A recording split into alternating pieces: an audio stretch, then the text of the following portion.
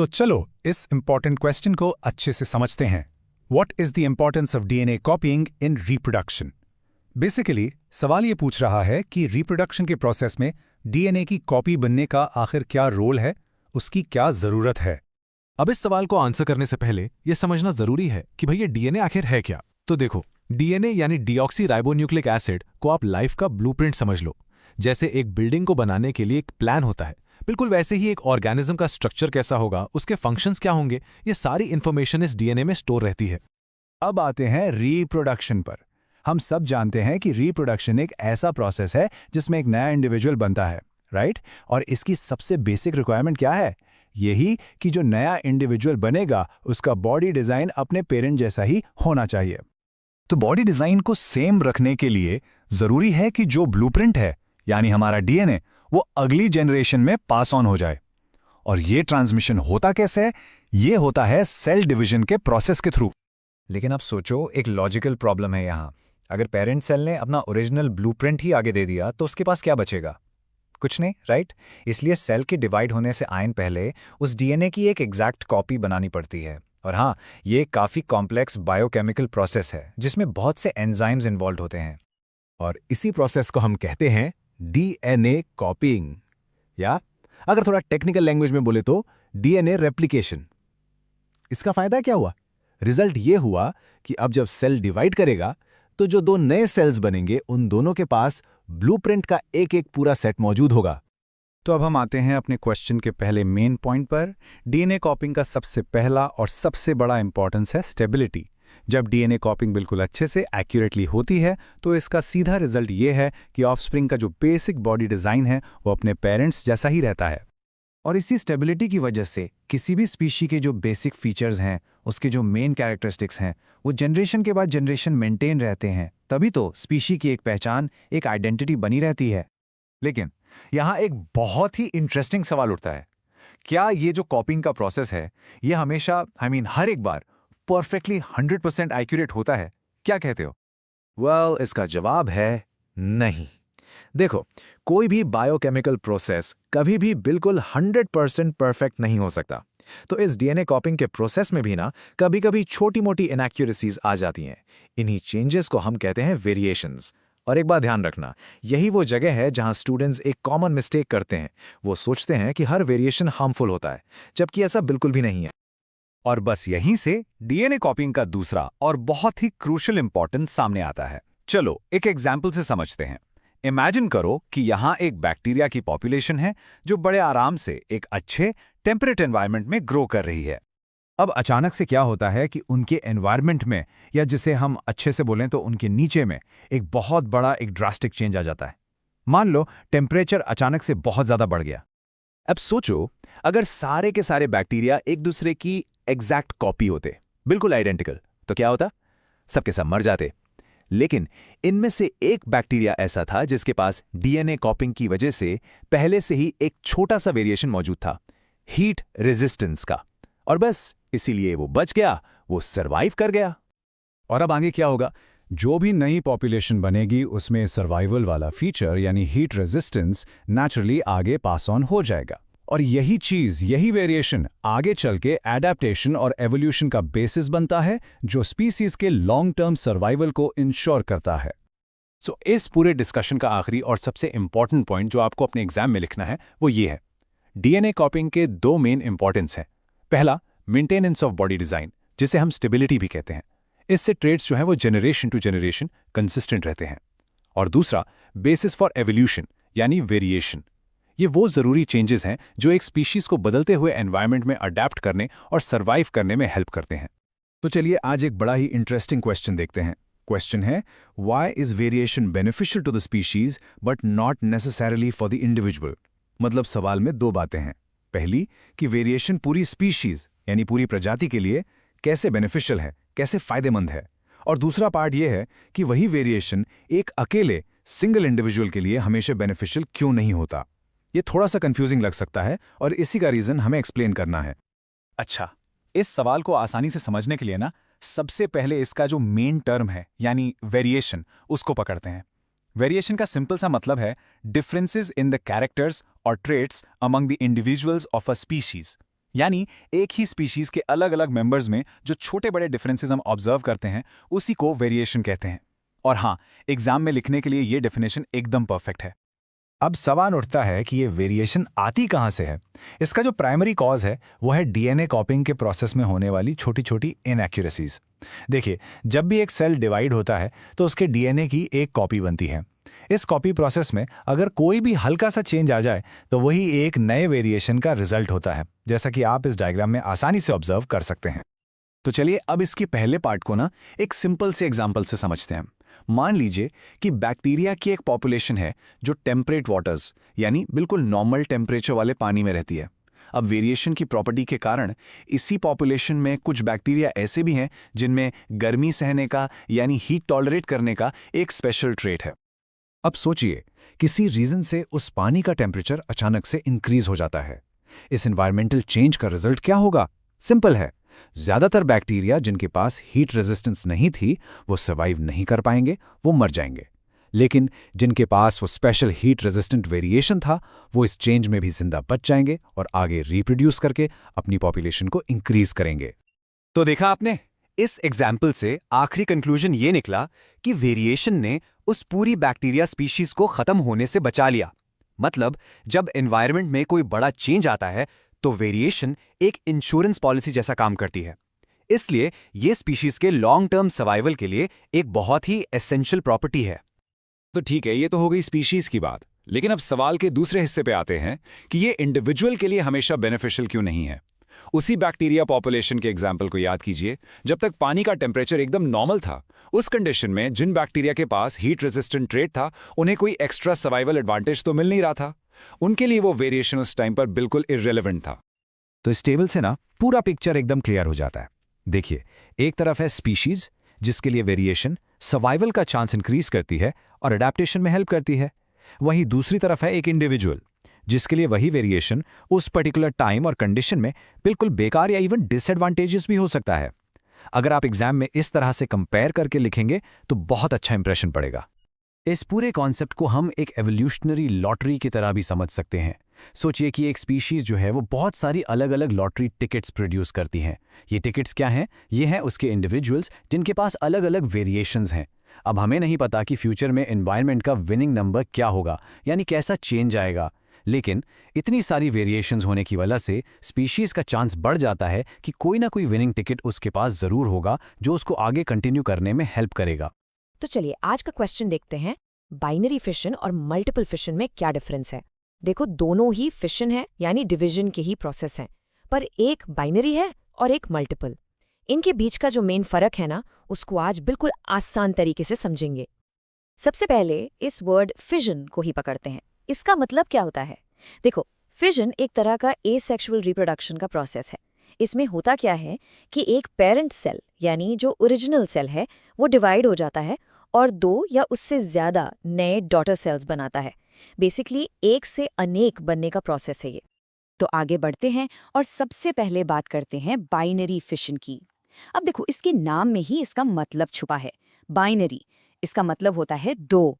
तो बिल्कुल साफ है, इस प्रोसेस में एक पेरेंट सेल से दो डॉटर सेल्स बनेंगे। और इसको अच्छे से ऑब्जर्व करने के लिए हम सबसे कॉमन एग्जाम्पल लेंगे अमीबा का। अच्छा, तो देखिए, यहाँ पेरेंट अमीबा सेल को डिवीजन शुरू करने से पहले ये पहले पूरा ग्रो करता है अपने फुल साइज तक। ये एक तरह से डिवीजन के लिए तैयारी करने जैसा है। एनर्जी इकट्ठा करना, साइज बढ़ाना, ये सब तैयारी पूरी होने के बाद अब आता है सबसे पहला और इम्पॉर्टेंट चेंज। इस प्रोसेस को एक स्पेशल नाम दिया गया है, कार्योकाइनेसिस। ये नाम एग्जाम के लिए जरूर याद रखना। इसमें होता क्या है कि सेल के अंदर का जो न्यूक्लियस है वो पहले थोड़ा लंबा होता है, इलोंगेट होता है, और फिर आखिर में दो हिस्सों में डिवाइड हो जाता है। तो हमेशा याद रखिए, सबसे पहले न्यूक्लियस का डिवीजन होता है। अच्छा, अब जब न्यूक्लियस दो बन गए हैं तो बारी आती है बाकी सेल बॉडी की। इस प्रोसेस का नाम है साइटोकिनेसिस। यहाँ साइटो का मतलब है सेल, तो इसमें सेल का साइटोप्लाज्म डिवाइड होना शुरू होता है। आप देख सकते हैं कि सेल के बीच में एक गड्ढा सा, एक कंस्ट्रिक्शन बनना शुरू हो जाता है जो धीरे धीरे अंदर की तरफ बढ़ता है। फाइनली रिजल्ट क्या हुआ? एक पेरेंट अमीबा से दो बिल्कुल same to same identical daughter amoeba cells बन गए। एक बात यहाँ बहुत इंपॉर्टेंट है, ये जो पूरा प्रोसेस हमने देखा ना, ये तभी होता है जब कंडीशंस फेवरेबल हों, मतलब जब खाना पीना टेम्परेचर सब कुछ ऑर्गेनिज्म के लिए एकदम मस्त हो। अब एक सवाल उठता है, हमेशा तो कंडीशंस अच्छी नहीं रहती है ना? तो जब कंडीशंस खराब हो जाती हैं, मतलब अनफेवरेबल हो जाती हैं, तब क्या होता है? तब ये ऑर्गेनिज्म कैसे सर्वाइव करता है, कैसे रिप्रोड्यूस करता है? तो इस सवाल का जवाब है मल्टीपल फिजन। यहाँ भी नाम से ही सब क्लियर हो रहा है। मल्टीपल यानी मैनी, मतलब बहुत सारे। तो इस प्रोसेस में एक पेरेंट सेल डिवाइड होके दो नहीं बल्कि बहुत सारे डॉटर सेल्स बनाता है, और इसका सबसे क्लासिक एग्जाम्पल है प्लाज्मोडियम, वो ही मलेरियल पैरासाइट। तो जब कंडीशंस बिगड़ जाती हैं, बहुत ज़्यादा गर्मी, खाने की कमी, कुछ भी, तो ये प्लाज्मोडियम सेल क्या करता है, अपने चारों तरफ एक मोटी सी प्रोटेक्टिव दीवार बना लेता है। इस प्रोटेक्टिव लेयर को कहते हैं सिस्ट। ये सिस्ट इसको बुरे हालात से बचाता है, और यहीं ये सिस्ट का बनना बाइनरी फिजन और इसके बीच का एक बहुत बड़ा डिफरेंस है। इसको जरूर नोट करना। अब इस सिस्ट के अंदर सेल बिल्कुल सेफ है, और अंदर ही अंदर न्यूक्लियस अपना काम शुरू कर देता है। लेकिन इस बार वो बाइनरी फिशन की तरह सिर्फ एक बार डिवाइड नहीं होता। यहाँ न्यूक्लियस बार बार रिपीटेडली डिवाइड करता है, मल्टीपल टाइम्स, और इस डिवीजन के रिजल्ट में सिस्ट के अंदर ढेर सारे छोटे छोटे न्यूक्लियाई बन जाते हैं। ठीक है, अब इतने सारे न्यूक्लियाई तो बन गए, फिर क्या होता है? अब हर एक न्यूक्लियस के आसपास थोड़ा थोड़ा सा साइटोप्लाज्म आके जमा हो जाता है, और इस तरह उस एक सिस्ट के अंदर ही बहुत सारे नए डॉटर सेल्स तैयार हो जाते हैं। और फिर जैसे ही बाहर का मौसम ठीक होता है, कंडीशंस फेवरेबल हो जाती हैं, ये सिस्ट ब्रेक हो जाता है, फट जाता है, और उसके फटते ही सारे के सारे डॉटर सेल्स एक साथ बाहर रिलीज हो जाते हैं। सोचो कितना स्मार्ट सर्वाइवल का तरीका है ये। तो चलिए, जो कुछ भी हमने समझा उसको फटाफट इस टेबल में रिवाइज कर लेते हैं। एग्जाम में अगर ये क्वेश्चन आए ना, तो ऐसे टेबल बनाकर लिखने से फुल मार्क्स मिलते हैं। सबसे पहला डिफरेंस, नंबर ऑफ ऑफस्प्रिंग, बिल्कुल क्लियर है, बाइनरी में 2, मल्टीपल में बहुत सारे। दूसरा पॉइंट, कंडीशंस, बाइनरी फिजन होता है फेवरेबल कंडीशंस में, और मल्टीपल फिजन होता है अनफेवरेबल कंडीशंस में। तीसरा और बहुत important point, cyst formation, binary में कोई सिस्ट नहीं बनता, जबकि मल्टीपल फिजन में प्रोटेक्टिव सिस्ट बनता है। और लास्ट में एग्जाम्पल तो याद हो ही गया होगा, बाइनरी का अमीबा और मल्टीपल का प्लाज्मोडियम। तो पूरी कहानी का कंक्लूजन क्या है? बिल्कुल सिंपल शब्दों में अगर याद रखना हो तो बाइनरी फिशन है अच्छे टाइम का डिवीजन, जिसमें 1 से 2 बनते हैं, और मल्टीपल फिशन है बुरे टाइम का डिवीजन, एक सर्वाइवल स्ट्रैटेजी जिसमें 1 से बहुत सारे बनते हैं ताकि स्पीशीज बच जाए। तो चलिए देखते हैं आज का सवाल। सवाल है, how will an organism be benefited if it reproduces through spores? Basically इस सवाल में हमसे ये पूछा जा रहा है कि अगर कोई ऑर्गेनिज्म स्पोर्स के थ्रू यानी स्पोर्स बनाकर रिप्रोड्यूस करता है, तो उसके लिए इस प्रोसेस के क्या क्या एडवांटेजेस हैं, क्या फायदे हैं। Let's dive deep into this. लेकिन इन बेनिफिट्स को समझने से पहले हमें ये तो पता होना चाहिए कि आखिर ये स्पोर होता क्या है ना? तो देखिए, एक स्पोर एक बहुत ही छोटा, मतलब microscopic one sailed reproductive unit है, और इसकी सबसे खास प्रॉपर्टी पता है क्या है? ये अकेले ही बिना किसी सेक्सुअल फ्यूजन के एक पूरे नए इंडिविजुअल को डेवलप कर सकता है। ये एक तरह से एसेक्सुअल रिप्रोडक्शन का एक सुपर एफिशिएंट मेथड है, जो आपको अक्सर फंगाई, छोटे प्लांट्स और प्रोटोजोन्स में देखने को मिलेगा। तो ये स्पोर्स आखिर बनते कहाँ हैं? जरा इस डायग्राम को अच्छे से ऑब्जर्व कीजिए।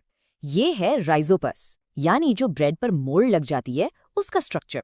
यहाँ आपको ये जो गोल बल्ब जैसा स्ट्रक्चर दिख रहा है ना, इसे कहते हैं स्पोरेंजियम।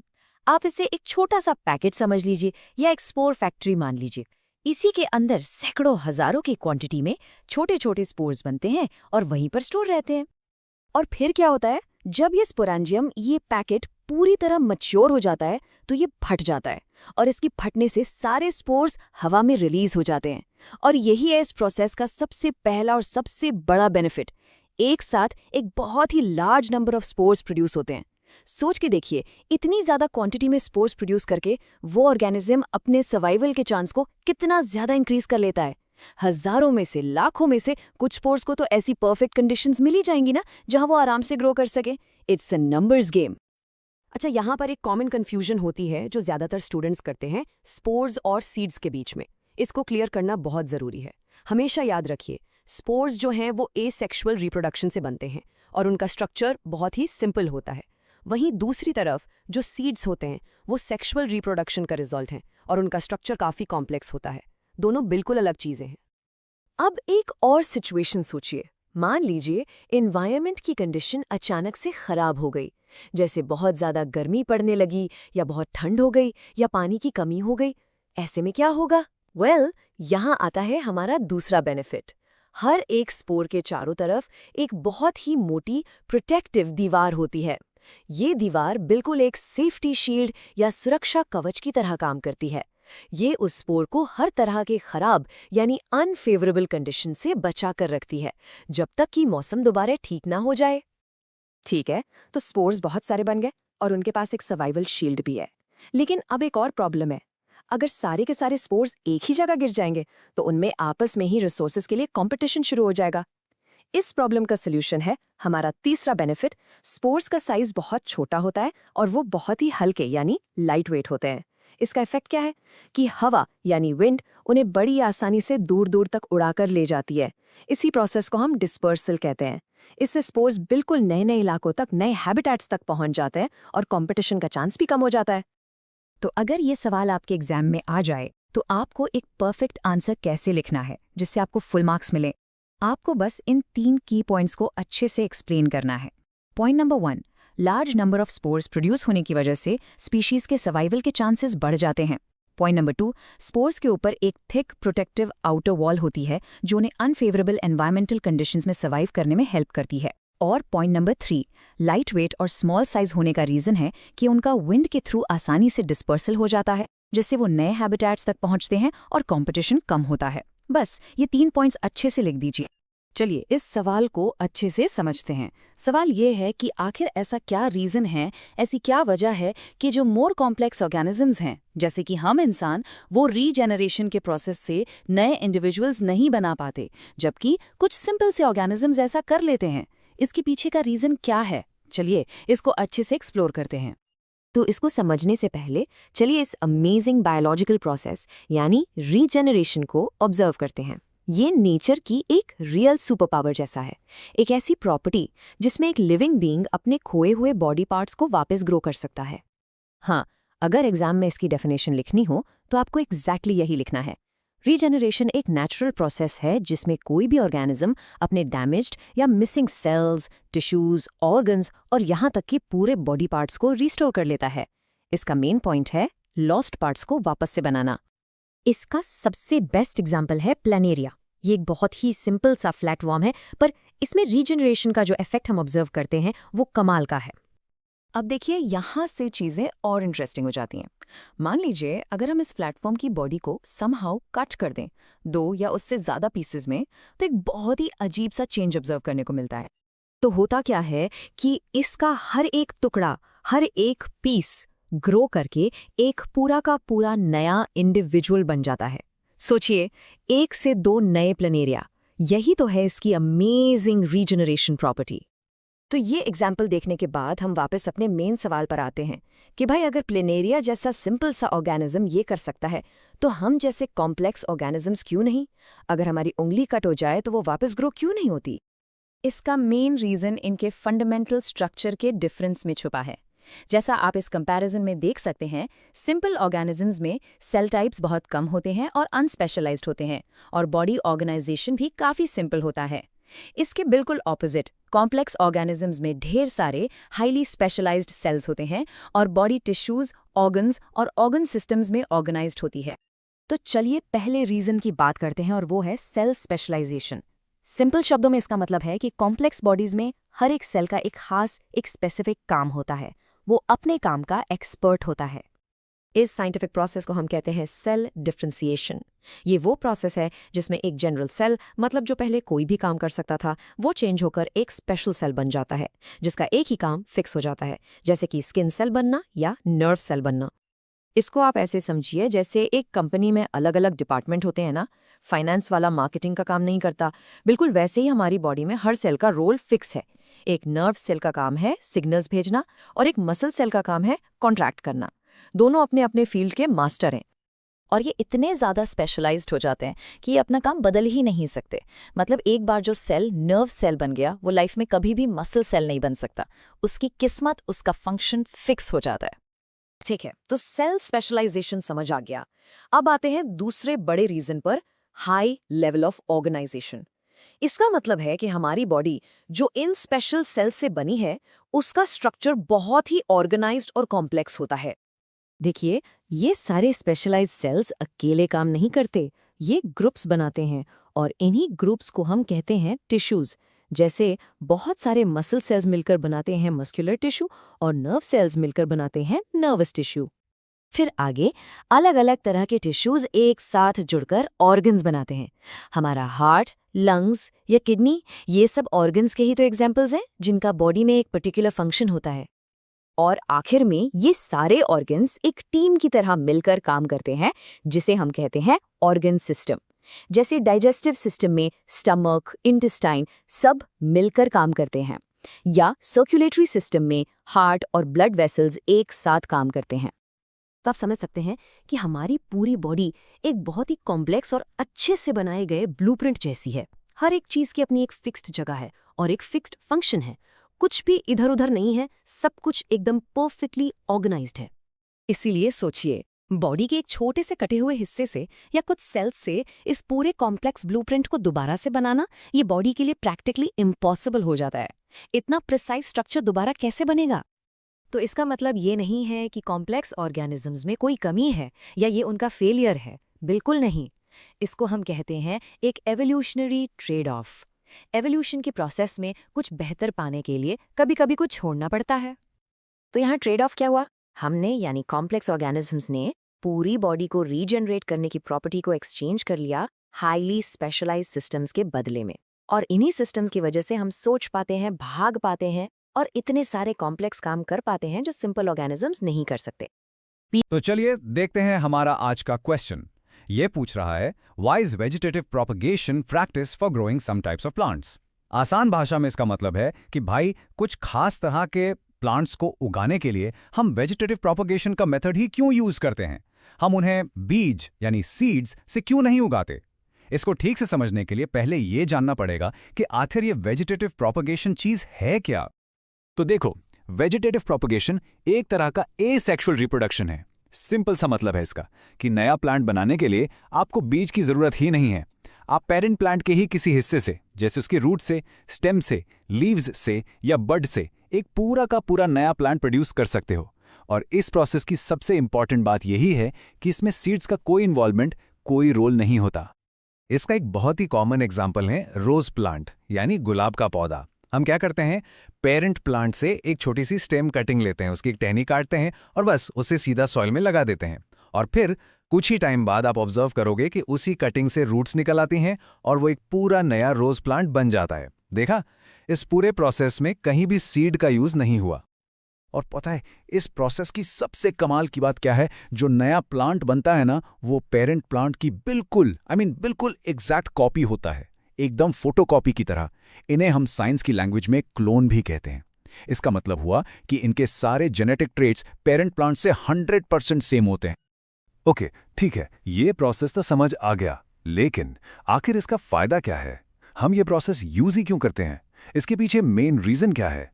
चलिए अब आते हैं हमारे ओरिजिनल क्वेश्चन के डायरेक्ट आंसर पर और इसके एडवांटेजेस को एक एक करके समझते हैं। सबसे पहला और सबसे बड़ा रीजन है डिजायरेबल कैरेक्टरिस्टिक्स को प्रिजर्व करना। देखिए, वेजिटेटिव प्रोपगेशन से जो नया प्लांट बनता है उसके जेनेटिक ट्रेट्स पेरेंट से एकदम आइडेंटिकल होते हैं। लेकिन जब सेक्सुअल रिप्रोडक्शन होता है जहां दो पेरेंट्स इन्वॉल्व होते हैं तो उनके ट्रेट्स मिक्स हो जाते हैं और वेरिएशन आ जाता है। सोचो, अगर आपको एक खास लाल रंग का गुलाब बहुत पसंद है या एक आम का टेस्ट बहुत अच्छा लगता है तो आप यही चाहोगे ना कि नया प्लांट भी बिल्कुल वैसा ही हो। तो ये है हमारा पहला की रीजन, जिससे आपको एग्जाम्स में भी लिखना है। ये मेथड पेरेंट प्लांट के जो अच्छे अच्छे कैरेक्टरिस्टिक्स हैं, जैसे फ्रूट का टेस्ट, फ्लावर का कलर या बीमारियों से लड़ने की ताकत, उनको आने वाली जनरेशन्स में सेम टू सेम यानी प्रिजर्व करने में हेल्प करता है। और इसी वजह से जो फार्मर्स होते हैं वो इस मेथड को इतने बड़े स्केल पर यूज करते हैं ताकि उनके सारे प्लांट्स बेस्ट क्वालिटी के ही बने। अच्छा, अब आते हैं इसके दूसरे जबरदस्त फायदे पर, और वो है स्पीड। जो प्लांट्स वेजिटेटिव प्रोपगेशन से ग्रो किए जाते हैं वो सीड से उगाए गए प्लांट्स के कंपैरिजन में बहुत बहुत जल्दी फ्लावर्स और फ्रूट्स देने लगते हैं। जैसा कि आप यहाँ देख सकते हैं, वेजिटेटिव प्रोपगेशन से टाइम टू मैच्योरिटी काफ़ी फास्ट होता है, जबकि सीड से ये प्रोसेस बहुत स्लो है।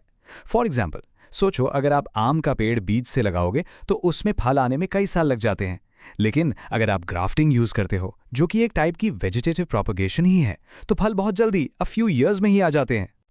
अब एक और इंटरेस्टिंग सिचुएशन के बारे में सोचिए।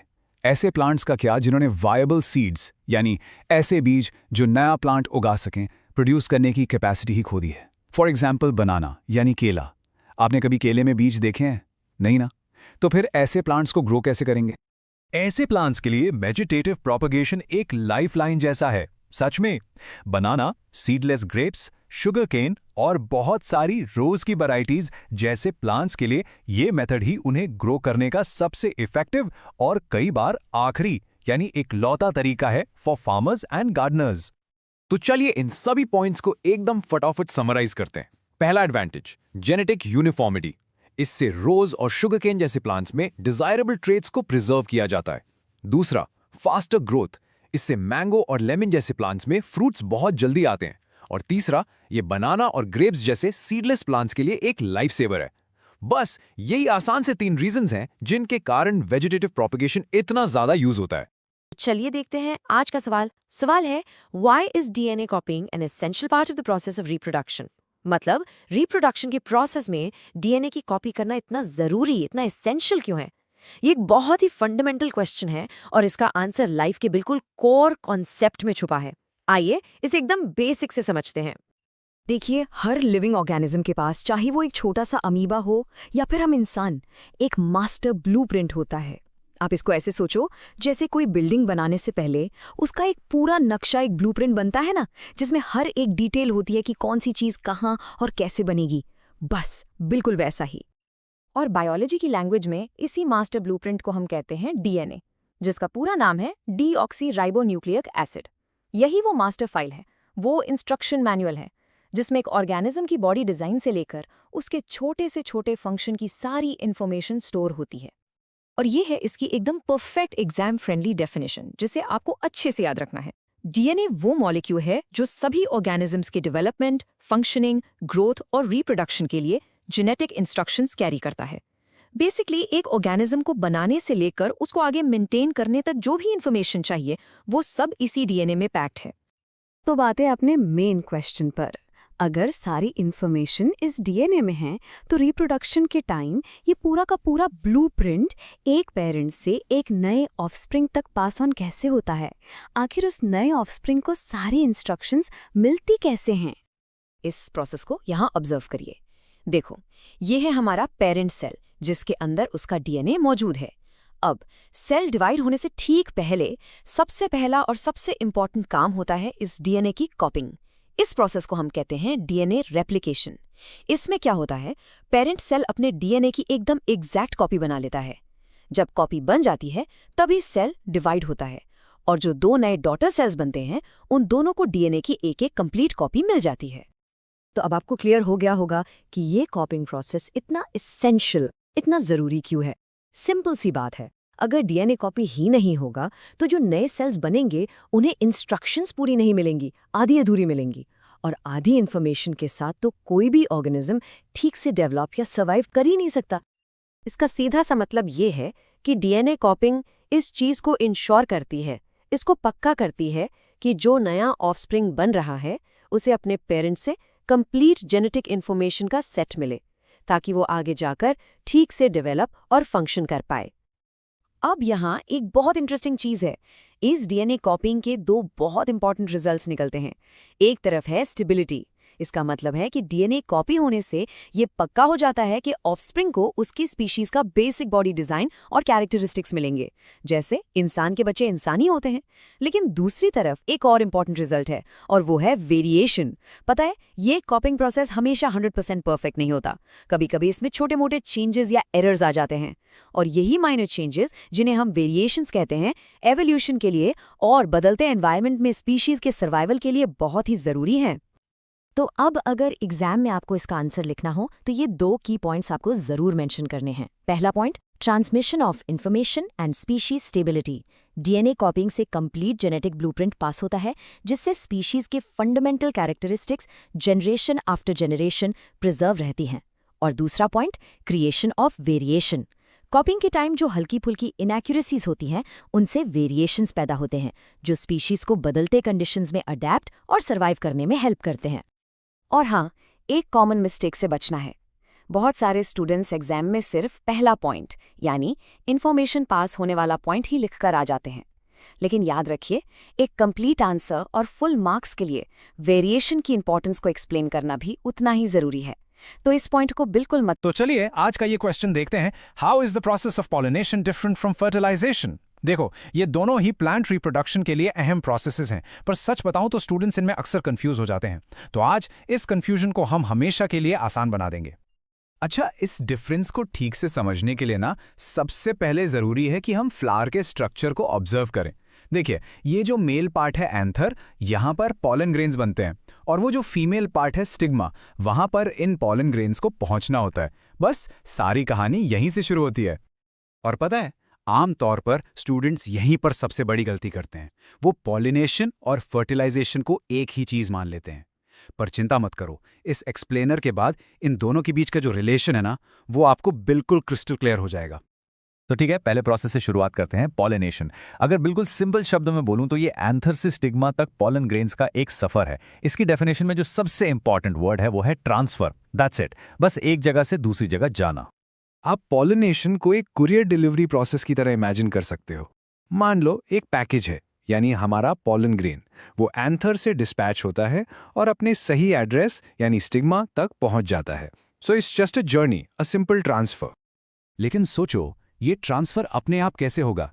इस पैकेज को डिलीवर करने के लिए कोई डिलीवरी एजेंट तो चाहिए, राइट? जैसे कि इंसेक्ट्स, हवा या पानी। ये एजेंट्स इस प्रोसेस में एक बहुत बड़ा फैक्टर हैं जो पोलन को उसके फाइनल डेस्टिनेशन तक पहुंचाते हैं।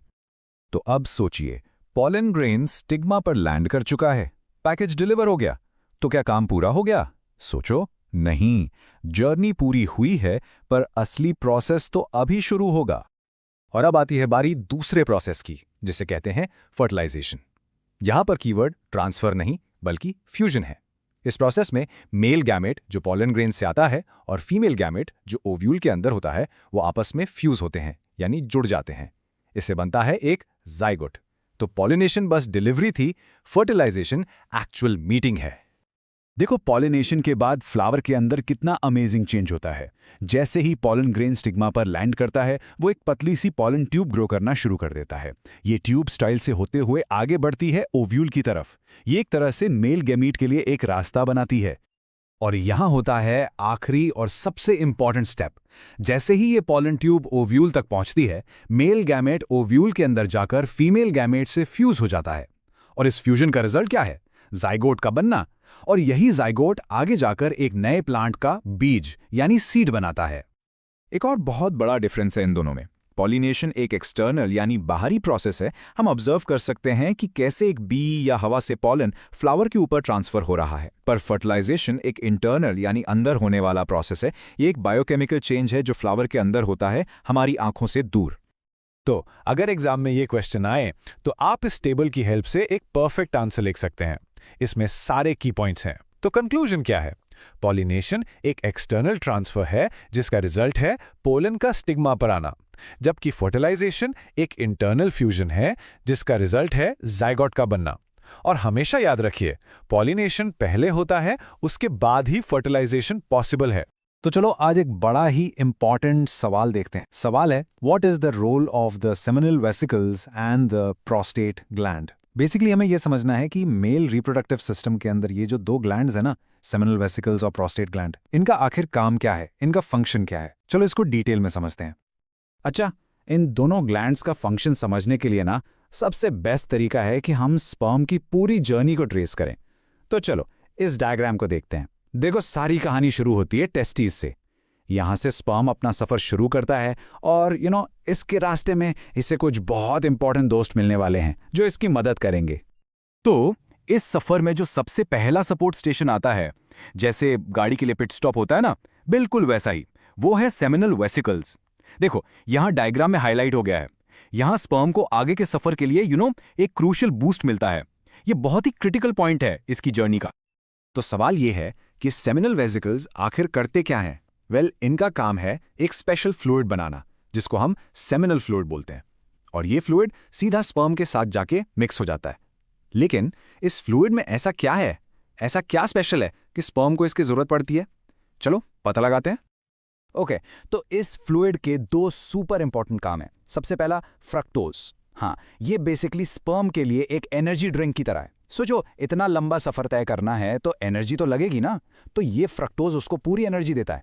और दूसरा काम, ये एक फ्लूइड मीडियम देता है, मतलब एक लिक्विड रास्ता जिसमें स्पर्म आसानी से स्विम कर सके। ट्रांसपोर्ट ईजी हो जाता है इससे, है ना? अब यहां एक बहुत इंपॉर्टेंट एग्जाम टिप सुनो। अक्सर स्टूडेंट्स एक गलती कर जाते हैं। वो लिख तो देते हैं कि एनर्जी मिलती है, लेकिन फ्रक्टोज वर्ड मेंशन करना भूल जाते हैं। ये कीवर्ड है बॉस, फुल मार्क्स चाहिए तो फ्रक्टोज लिखना ही पड़ेगा। इसको बिल्कुल मत भूलना। राइट, तो अब हमारे स्पर्म को एनर्जी भी मिल गई और स्विम करने के लिए मीडियम भी। अब जर्नी जारी रहती है और अगला स्टॉप, नेक्स्ट पिट स्टॉप है प्रोस्टेट ग्लैंड। देखो डायग्राम में अब फोकस इस पर आ गया है। तो सेमिनल वेसिकल्स की तरह ही प्रोस्टेट ग्लैंड भी पीछे नहीं रहता। ये भी अपना एक फ्लूइड इस मिक्स में डाल देता है, और इसके फ्लूइड के भी 2 जबरदस्त फायदे हैं। पहला, ये देता है नरिशमेंट, मतलब और पोषण, ताकि स्पर्म हेल्दी रहे। और दूसरा, ये स्पर्म की मोटिलिटी को एक्टिवेट कर देता है। मोटिलिटी, सिंपल शब्दों में, उनकी मूवमेंट की एबिलिटी। इस फ्लूइड के मिलते ही स्पर्म और भी तेजी से एक्टिवली स्विम करने लगते हैं। ओके, तो अब सोचो जरा, हमारे पास स्पर्म है, उसमें सेमिनल वेसिकल का फ्लूइड मिक्स हुआ, फिर प्रोस्टेट ग्लैंड का फ्लूइड भी मिक्स हो गया। तो ये जो फाइनल मिक्सचर बना है, इसको हम क्या कहते हैं? कोई आइडिया? वेल, इस फाइनल मिक्सचर को कहते हैं सीमन। और हाँ, एग्जाम में इसकी डेफिनेशन पक्का पूछ सकते हैं, तो याद रखो सीमन क्या है? It's the mixture of sperm plus the fluid secretions from both the seminal vesicles and the prostate gland. Basically ये कंप्लीट पैकेज हैं। इसमें वो सब कुछ है जो स्पर्म को फर्टिलाइजेशन तक पहुंचने और सर्वाइव करने के लिए चाहिए। तो इस पूरी कहानी का कंक्लूजन क्या निकला? देखो, सिंपल सी बात है, सेमिनल वेसिकल्स और प्रोस्टेट ग्लैंड, ये दोनों मिलकर स्पर्म के लिए एक परफेक्ट व्हीकल तैयार करते हैं। एक ऐसी गाड़ी जिसमें फ्यूल भी है और जो उसे आगे तक ट्रैवल करने में और जिंदा रहने में, यानी सर्वाइव करने में पूरी हेल्प करती है। और हाँ, एग्जाम से आखिरी मिनट पहले रिवीजन करना हो तो ये टेबल बेस्ट है। इससे सब कुछ एकदम क्लियर हो जाएगा। देखो, सेमिनल वेसिकल्स, इनका मेन काम क्या है? फ्लूइड मीडियम और एनर्जी, यानी फ्रक्टोज देना। और प्रोस्टेट ग्लैंड का मेन काम नरिशमेंट और मोटिलिटी बढ़ाना। तो आइए इस क्वेश्चन को अच्छे से समझें। इसमें पूछा गया है कि प्यूबर्टी के टाइम लड़कियों में, यानी गर्ल्स में, क्या क्या चेंजेस देखे जाते हैं। देखिए, ये एक बहुत ही इंपॉर्टेंट बायोलॉजिकल प्रोसेस है जिसको समझना हमारे लिए जरूरी है। अब इन चेंजेस को समझने से पहले ये तो जान लें कि आखिर ये प्यूबर्टी है क्या। तो देखिए, प्यूबर्टी बेसिकली वो टाइम पीरियड है जब एक एडोलेसेंट यानी एक टीनेजर सेक्सुअली मैच्योर हो जाता है और रिप्रोडक्शन के लिए केपेबल बन जाता है। बिल्कुल आसान शब्दों में कहें तो ये बचपन से बड़े होने तक का एक बायोलॉजिकल ब्रिज है, एक पुल है। लेकिन सवाल तो ये उठता है ना कि ये सारे चेंजेस अचानक से शुरू क्यों हो जाते हैं? इनका मेन कॉज क्या है? ऐसा क्या होता है बॉडी के अंदर जो ये पूरा प्रोसेस ट्रिगर हो जाता है?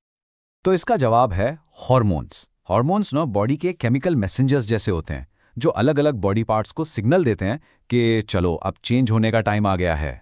और गर्ल्स की बात करें तो इस प्यूबर्टी के प्रोसेस को स्टार्ट करने वाला जो मेन हार्मोन है उसका नाम है एस्ट्रोजन। सोचो कितनी अमेजिंग बात है कि बस एक केमिकल बॉडी में इतने बड़े बड़े कॉम्प्लेक्स चेंजेस को कंट्रोल करता है। तो आइए अब थोड़ा डिटेल में देखते हैं कि ये जो ईस्ट्रोजन हार्मोन है ये बॉडी में क्या क्या इफेक्ट्स लाता है। इसके रिजल्ट में आखिर वो कौन कौन से चेंजेस हैं जो हम ऑब्जर्व करते हैं। देखिए, सबसे पहला और सबसे इंपॉर्टेंट चेंज जो आता है वो रिप्रोडक्टिव ऑर्गन्स में ही आता है। ये ऑर्गन्स मैच्योर होना शुरू हो जाते हैं और इसके रिजल्ट में क्या होता है? मेंस्ट्रुअल साइकिल बिगिन हो जाती है। एक्चुअली यही वो मेन बायोलॉजिकल इवेंट है जो इस बात का सिग्नल है कि रिप्रोडक्टिव कैपेबिलिटी की शुरुआत हो चुकी है। अच्छा, जो फर्स्ट टाइम मेंस्ट्रुएशन होता है ना, उसके लिए एक स्पेशल साइंटिफिक टर्म है और वो है मेनार्की। इसको अच्छे से याद रखिएगा, ये एक बहुत ही इंपॉर्टेंट कीवर्ड है। जब आप एग्जाम में आंसर लिखेंगे तो इस टर्म को जरूर यूज करना, इससे आपका आंसर काफी स्ट्रांग हो जाता है। अब इन प्राइमरी चेंजेस के अलावा बॉडी में और भी कई तरह के चेंजेस आते हैं। इन सभी चेंजेस को हम एक कैटेगरी में रखते हैं, जिसे कहते हैं सेकेंडरी सेक्सुअल कैरेक्टरिस्टिक्स। तो इसका मतलब क्या हुआ? देखिए, ये वो फीचर्स हैं जो बॉयज और गर्ल्स को फिजिकली अलग दिखाते हैं, उन्हें डिस्टिंग्विश करते हैं, लेकिन ये डायरेक्टली रिप्रोडक्शन के प्रोसेस का हिस्सा नहीं होते। आप इन्हें ऐसे समझ सकते हैं कि ये बॉडी के बाहरी साइंस हैं जो बता रहे हैं कि हाँ, अंदर हार्मोनल चेंजेस हो रहे हैं। चलिए इसके कुछ एग्जाम्पल्स देखते हैं। सबसे पहला और सबसे ज्यादा नोटिसेबल चेंज है डेवलपमेंट ऑफ ब्रेस्ट्स। इन्हें हम साइंटिफिकली मेमोरी ग्लैंड्स भी कहते हैं। इसके बाद एक और चेंज ऑब्जर्व किया जाता है। बॉडी के कुछ नए एरियाज में, जैसे कि आर्मपिट्स और प्यूबिक रीजन में हेयर ग्रोथ शुरू हो जाती है। सिर्फ इतना ही नहीं, बॉडी के शेप और स्ट्रक्चर में भी एक खास चेंज आता है। जो पेल्विक रीजन है, यानी कमर के नीचे का जो एरिया होता है, वो थोड़ा वाइडर हो जाता है। और ये एक बहुत इंपॉर्टेंट स्ट्रक्चरल चेंज है, क्योंकि ये आगे जाकर पोटेंशियल चाइल्ड बर्थ के लिए बॉडी को प्रिपेयर करता है। इन हार्मोनल चेंजेस का असर हमारी स्किन पर भी दिखता है। आपने ऑब्जर्व किया होगा कि इस टाइम पर स्किन काफी ऑयली हो जाती है, और इसी रीजन से कई बार पिंपल्स या एक्ने की प्रॉब्लम भी शुरू हो जाती है। और हाँ, एक और बहुत ही कॉमन चेंज, हाइट का अचानक से बहुत तेजी से बढ़ना। इस प्रोसेस को हम कहते हैं ग्रोथ स्पर्ट। इस दौरान आप देखेंगे कि बहुत कम टाइम में हाइट काफी ज्यादा इंक्रीज हो सकती है। ओके, अब एक बहुत इंपॉर्टेंट एग्जाम टिप, ध्यान से सुनिए। जब आप इस क्वेश्चन का आंसर लिख रहे होंगे ना, तो बस इन चेंजेस की एक लिस्ट मत बना देना, ऐसे मार्क्स नहीं मिलेंगे। आपको पूरी कहानी बतानी है। अपने आंसर में ये जरूर मेंशन करना कि इन सब का कॉज हार्मोन्स है, और जो कीवर्ड्स हमने डिस्कस किए, जैसे मेनार्की और सेकेंडरी सेक्सुअल कैरेक्टरिस्टिक्स, इनका यूज तो जरूर ही करना है। ट्रस्ट मी, इससे आपका आंसर कंप्लीट लगेगा और आपको डेफिनेटली बेटर मार्क्स मिलेंगे। तो आखिर इन सभी चेंजेस का कंक्लूजन क्या है? इतना सब कुछ क्यों हो रहा है? देखिए, चाहे वो इंटरनल चेंज हो, जैसे ऑर्गन्स का मैच्योर होना, या एक्सटर्नल चेंज, जैसे हाइट का बढ़ना, इन सब का बस एक ही सिंगल बायोलॉजिकल पर्पस है, और वो है फीमेल बॉडी को रिप्रोडक्शन के पोटेंशियल प्रोसेस के लिए तैयार करना। चलिए आज हम इस इंपॉर्टेंट क्वेश्चन को समझते हैं कि मदर के बॉडी के अंदर एक एम्ब्रियो को नरिशमेंट कैसे मिलता है। तो सबसे पहले ये सोचते हैं कि एक डेवलप हो रहे एम्ब्रियो को, जिसमें मिलियंस ऑफ न्यू सेल्स बन रहे हैं, उसकी ग्रोथ के लिए कांस्टेंट एनर्जी और न्यूट्रिएंट्स कहाँ से मिलते हैं। देखिए, फर्टिलाइजेशन के बाद जाइगोट डिवाइड होना शुरू होता है और एक छोटा सा सेल्स का बॉल बन जाता है, जिसे हम एम्ब्रियो कहते हैं। ये एम्ब्रियो यूट्रस की लाइनिंग में जाकर इम्प्लांट हो जाता है, जो इसके लिए पहले से ही थिक और ब्लड सप्लाई से रिच होकर प्रिपेयर रहती है। यहीं पर इस नरिशमेंट प्रॉब्लम का सोल्यूशन डेवलप होता है, एक स्पेशल टिश्यू जिसका नाम है प्लेसेंटा। ये एम्ब्रियो के लिए एक लाइफ सपोर्ट सिस्टम का काम करता है। आप इस डायग्राम में ऑब्जर्व कर सकते हैं, ये प्लेसेंटा मदर और एम्ब्रियो के बीच एक वाइटल कनेक्शन बनाता है।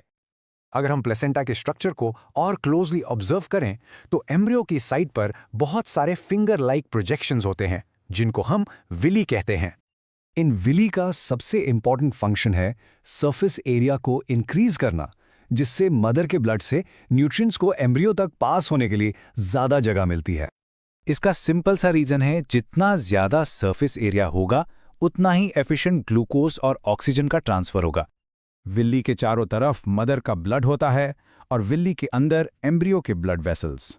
ये स्ट्रक्चर एक क्लोज रिलेशन बनाता है, लेकिन एक इंपॉर्टेंट पॉइंट ये है कि मदर और एम्ब्रियो का ब्लड कभी डायरेक्टली मिक्स नहीं होता। तो चलिए इस टू वे एक्सचेंज प्रोसेस को आसानी से समझें। मदर से एम्ब्रियो को ग्लूकोज, ऑक्सीजन और जरूरी न्यूट्रिएंट्स मिलते हैं, और बदले में एम्ब्रियो से वेस्ट प्रोडक्ट्स और कार्बन डाइऑक्साइड मदर के ब्लड में ट्रांसफर हो जाते हैं। अब इस क्वेश्चन का परफेक्ट आंसर एग्जाम में कैसे लिखना है, उस पर फोकस करते हैं। सबसे पहला पॉइंट आपको ये लिखना है कि एम्ब्रियो को नरिशमेंट प्लेसेंटा नाम के स्पेशल टिश्यू से मिलता है। दूसरा पॉइंट ये है कि ये एक डिस्क लाइक टिश्यू है जो यूटेराइन वॉल में एम्बेडेड रहता है। इससे आपका आंसर और स्पेसिफिक हो जाएगा। तीसरा और सबसे इंपॉर्टेंट पॉइंट, आपको विली को जरूर मेंशन करना है। विली सरफेस एरिया इंक्रीज करते हैं, यही इसका की रीजन है। नेक्स्ट पॉइंट में आपको इस लार्ज सरफेस एरिया का रिजल्ट एक्सप्लेन करना है कि इससे ग्लूकोज और ऑक्सीजन का पासेज आसान हो जाता है। और फाइनली आपको टू वे एक्सचेंज का कंक्लूजन लिखना है, जिसमें आप बताएंगे कि एम्ब्रियो से वेस्ट सब्सटेंसेस भी प्लेसेंटा के थ्रू ही रिमूव होते हैं। ये आपका कंप्लीट आंसर है। चलिए एक बहुत ही कॉमन सवाल देखते हैं जो अक्सर स्टूडेंट्स को कंफ्यूज कर देता है। अगर एक वुमन कॉपर टी यूज कर रही है तो क्या ये डिवाइस उसे सेक्सुअली ट्रांसमिटेड डिजीजेस यानी एसटीडी से भी प्रोटेक्ट करेगा? सवाल सीधा है, पर इसमें दो बिल्कुल अलग अलग कॉन्सेप्ट्स मिक्स हो रहे हैं। चलिए इसको आसानी से ब्रेक डाउन करते हैं। तो इस सवाल का जवाब ना इसकी लोकेशन और इसके फंक्शन में ही छुपा हुआ है। अब जरा इस डायग्राम को देखो। ये जो कॉपर टी है, जिसे हम आईयूडी यानी इंट्रा यूटेराइन डिवाइस भी कहते हैं, इसको देखो कहाँ प्लेस किया जाता है। यूटेरस के काफ़ी अंदर, मतलब इसका जो पूरा वर्किंग एरिया है वो रिप्रोडक्टिव सिस्टम की एकदम डीप इनसाइड है। अच्छा, तो ये काम कैसे करता है? देखो, इसका प्राइमरी फंक्शन है प्रेगनेंसी को रोकना, और इसका मैकेनिज्म काफ़ी इंटरेस्टिंग है। इसके नाम में ही कॉपर है, राइट? तो ये कॉपर टी यूट्रस के अंदर धीरे धीरे कॉपर आयंस रिलीज करता रहता है। अब इन आयंस का एक खास स्पर्मिसाइडल इफेक्ट होता है। स्पर्मिसाइडल का मतलब स्पर्म्स को किल करना। बेसिकली ये स्पर्म्स की मोटिलिटी यानी उनके मूवमेंट को रोककर उन्हें डिस्ट्रॉय कर देते हैं। तो फाइनल रिजल्ट क्या हुआ? सिंपल, फर्टिलाइजेशन प्रिवेंट हो गया क्योंकि स्पर्म ओवम तक पहुंच ही नहीं पाया। ठीक है, तो इतना तो हमें क्लियर हो गया कि ये प्रेगनेंसी को कैसे प्रिवेंट करता है। लेकिन हमारे सवाल का सेकंड पार्ट अभी भी बाकी है। What about diseases? क्या कॉपर टी वहां भी कोई प्रोटेक्शन देता है? चलो इसको भी समझते हैं। देखो, इसको समझने के लिए पहले हमें एसटीडीज का बेसिक कॉन्सेप्ट क्लियर करना होगा। एसटीडीज यानी सेक्सुअली ट्रांसमिटेड डिजीजेज ऐसी इन्फेक्शंस होती हैं जो पैथोजेंस जैसे कि बैक्टीरिया या वायरस से होती हैं। लेकिन ये फैलती कैसे हैं? इनका ट्रांसमिशन होता है सेक्सुअल कांटेक्ट के दौरान, जब एक इन्फेक्टेड पर्सन से एक हेल्थी पर्सन में बॉडीली फ्लूइड्स का एक्सचेंज होता है। ये जो फ्रेज है ना, एक्सचेंज ऑफ बॉडीली फ्लूइड्स, इसको एकदम दिमाग में बिठा लो, यही की है। ओके, अब इस टेबल को देखो, ये आपके सारे डाउट्स एकदम क्लियर कर देगा। चलो कॉपर टी के जॉब को एसटीडी प्रोटेक्शन के जॉब से कंपेयर करते हैं। पहला पॉइंट, वेयर यानी जगह। कॉपर टी कहाँ काम कर रहा है? इनसाइड द यूट्रस, बिल्कुल अंदर। और एसटीडी से प्रोटेक्शन कहाँ चाहिए? At the point of entry यानी शुरुआत में ही। अब दूसरा पॉइंट, हाउ। कॉपर टी का काम है फर्टिलाइजेशन को प्रिवेंट करना, पर एसटीडी प्रोटेक्शन के लिए क्या जरूरी है? बॉडीली फ्लूइड्स के एक्सचेंज को ही प्रिवेंट करना। तो आप खुद देखो, एक तरफ है कॉन्ट्रासेप्टिव डिवाइस और दूसरी तरफ हमें चाहिए एक फिजिकल बैरियर। दोनों का पर्पस, लोकेशन, मैकेनिज्म सब कुछ बिल्कुल अलग है। और अगर अभी भी कोई कंफ्यूजन है तो ये डायग्राम सब कुछ क्रिस्टल क्लियर कर देगा। यहाँ देखो, ये जो पैथोजेंस हैं, वायरसेस, बैक्टीरिया, ये वजाइना से एंटर करके आगे बढ़ रहे हैं, और हमारा कॉपर टी वो तो यूट्रस में काफी अंदर इंस्टॉल्ड है। तो क्या हुआ? ये पैथोजेंस उसको आराम से बाईपास करके निकल जाते हैं, क्योंकि कॉपर टी एंट्री पॉइंट पर कोई भी बैरियर, कोई भी रुकावट प्रोवाइड ही नहीं कर रहा। ये बिल्कुल वैसा ही है जैसे सोचो आपने सिक्योरिटी गार्ड को घर के आखिरी कमरे में बिठा दिया, लेकिन घर के मेन गेट पर कोई ताला ही नहीं लगाया, तो चोर तो आसानी से अंदर आ जाएगा, राइट? तो इन सारी बातों से हमारा फाइनल कंक्लूजन क्या निकलता है? हमारे ओरिजिनल सवाल का बिल्कुल साफ, सीधा और डायरेक्ट आंसर है a big no. Copper T sexually transmitted diseases से बिल्कुल भी प्रोटेक्ट नहीं करता। और हाँ, एग्जाम के लिए ये पॉइंट नोट कर लो। अगर आपसे रीजन पूछा जाए तो बस ये एक परफेक्ट लाइन लिख देना, because it does not prevent the exchange of bodily fluids. That's it. ये एक सेंटेंस एग्जामिनर को बता देगा कि आपके कॉन्सेप्ट्स एकदम क्लियर हैं। अच्छा, तो आपके मन में ये सवाल जरूर आ रहा होगा कि अगर कॉपर टी नहीं तो फिर एसटीडीज से एक्चुअली प्रोटेक्ट क्या करता है? वेल, उसके लिए यूज होते हैं बैरियर मेथड्स। जैसा नाम से ही क्लियर है, ये बैरियर यानी एक दीवार खड़ी कर देते हैं। इसका सबसे कॉमन एग्जाम्पल है कॉन्डम्स। और ये काम कैसे करते हैं? सिंपल, ये एक फिजिकल बैरियर क्रिएट करते हैं। इससे क्या होता है? डायरेक्ट कॉन्टैक्ट प्रिवेंट होता है, और सबसे इंपॉर्टेंट चीज, बॉडीली फ्लूइड्स का एक्सचेंज स्टॉप हो जाता है। और जब फ्लूइड्स एक्सचेंज नहीं होंगे तो पैथोजेंस का रास्ता ऑटोमेटिकली ब्लॉक हो जाएगा। That's how. तो चलिए आज हम लोग how do organisms reproduce chapter से एक बहुत ही इंपॉर्टेंट क्वेश्चन सॉल्व करते हैं। तो क्वेश्चन को पहले ध्यान से पढ़ते हैं। हमसे पूछा गया है कि इन चारों ऑर्गेनिजम्स में से बडिंग के प्रोसेस से एसेक्सुअल रिप्रोडक्शन आखिर किस में होता है? देखिए, क्वेश्चन सिंपल लग रहा है, लेकिन इसके ऑप्शंस ऐसे हैं जहां स्टूडेंट्स अक्सर कंफ्यूज हो जाते हैं। देखिए, इस क्वेश्चन को आसानी से सॉल्व करने के लिए दो चीज़ों को समझना बहुत ज़रूरी है। एक तो है एसेक्सुअल रिप्रोडक्शन, और दूसरा जो इस सवाल का मेन फैक्टर है वो है बडिंग। तो एसेक्सुअल रिप्रोडक्शन, जैसा कि नाम से ही क्लियर है, एक ऐसा प्रोसेस है जिसमें सिर्फ एक यानी सिंगल पेरेंट इन्वॉल्व होता है। और इसका रिजल्ट क्या होता है? जो नया ऑर्गेनिज्म बनता है ना, वो जेनेटिकली बिल्कुल अपने पेरेंट जैसा होता है, एकदम क्लोन। इसमें कोई जेनेटिक वेरिएशन नहीं होता। और बडिंग जो है वो इसी एसेक्सुअल रिप्रोडक्शन का एक स्पेशल टाइप है। इस प्रोसेस में क्या होता है कि पेरेंट ऑर्गेनिज्म की बॉडी पर एक छोटा सा आउटग्रोथ, जिसे हम बड कहते हैं, डेवलप होता है। और यही बड आगे ग्रो करके एक पूरा नया इंडिपेंडेंट ऑर्गेनिज्म बन जाता है। ठीक है, अब जब हमें कॉन्सेप्ट्स क्लियर हो गए हैं, तो चलिए एक एक करके सारे ऑप्शंस को इन्वेस्टिगेट करते हैं। हम एलिमिनेशन प्रोसेस का यूज करेंगे सही आंसर तक पहुंचने के लिए। तो सबसे पहले है ऑप्शन ए, अमीबा। ये तो बहुत ही कॉमन सिंगल सेल्ड ऑर्गेनिज्म है। सवाल ये है, क्या अमीबा में बडिंग का प्रोसेस होता है? बिल्कुल नहीं। जैसा कि आप इस डायग्राम में आराम से ऑब्जर्व कर सकते हैं, अमीबा में होता है बाइनरी फिशन। इस प्रोसेस में पेरेंट सेल आसानी से 2 इक्वल डॉटर सेल्स में डिवाइड हो जाता है। तो ये बडिंग से एकदम अलग है, इसलिए हमारा ये ऑप्शन इनकरेक्ट है। चलिए अब हम अपने अगले ऑप्शन प्लाज्मोडियम की तरफ बढ़ते हैं। इसे हम मलेरियल पैरासाइट के नाम से भी जानते हैं। अब इसका रिप्रोडक्शन प्रोसेस क्या है? यहाँ एक बहुत इंटरेस्टिंग केस है। प्लाज्मोडियम जो है वो मल्टीपल फिजन शो करता है। आप देखिए, यहाँ एक सिंगल पेरेंट सेल एक साथ बहुत सारे मेनी डॉटर सेल्स में डिवाइड होता है। तो ये भी फिजन का ही एक टाइप हुआ, बडिंग तो नहीं। मतलब ये ऑप्शन भी गलत है। ठीक है, अब हमारा अगला ऑप्शन है डी, लेशमीनिया। ये कालाजार नाम की एक बीमारी कॉज करता है। लेट्स सी इसमें कैसा रिप्रोडक्शन होता है। देखिए, लेशमानिया में भी बाइनरी फिजन ही होता है, लेकिन ये अमीबा से थोड़ा सा अलग है। यहाँ जो डिवीजन है वो एक फिक्स्ड डिफाइंड ओरिएंटेशन में होता है, जैसा कि आप इस डायग्राम में इसकी विप लाइक स्ट्रक्चर के साथ ऑब्जर्व कर सकते हैं। बट बॉटम लाइन क्या है तो ये भी फिशन, बडिंग नहीं। इसलिए ये ऑप्शन भी करेक्ट नहीं है। तो देखिए, 3 ऑप्शंस तो हमने एलिमिनेट कर दिए। अब हमारे पास सिर्फ एक ही ऑप्शन बचा है, यीस्ट। तो चलिए अब इसको कंफर्म करते हैं कि यही हमारा करेक्ट आंसर है या नहीं। हाँ जी, बिल्कुल सही। यीस्ट ही वो ऑर्गेनिज्म है जो बडिंग के प्रोसेस से रिप्रोड्यूस करता है। चलिए अब इसके पूरे प्रोसेस को डिटेल में समझते हैं। तो सबसे पहले क्या होता है? पेरेंट यीस्ट सेल के सरफेस पर एक छोटा सा बड यानी एक आउटग्रोथ अपीयर होना शुरू होता है। इसके बाद पेरेंट सेल का जो न्यूक्लियस है वो डिवाइड होता है और उसका एक हिस्सा इस नए बन रहे बड के अंदर मूव कर जाता है। और फिर देखिए, ये बड पेरेंट सेल से अटैच्ड रहते हुए ही ग्रो करता रहता है। इसको सारा न्यूट्रिशन पेरेंट से ही मिलता है जब तक ये मैच्योर ना हो जाए। और फाइनली जब ये नया सेल पूरी तरह से ग्रो हो जाता है तो ये पेरेंट बॉडी से अलग हो जाता है और एक इंडिपेंडेंट ऑर्गेनिज्म बन जाता है। अब यहाँ एक बहुत कॉमन मिस्टेक होती है जिसका आपको ध्यान रखना है। स्टूडेंट्स अक्सर फिशन और बडिंग में कंफ्यूज हो जाते हैं।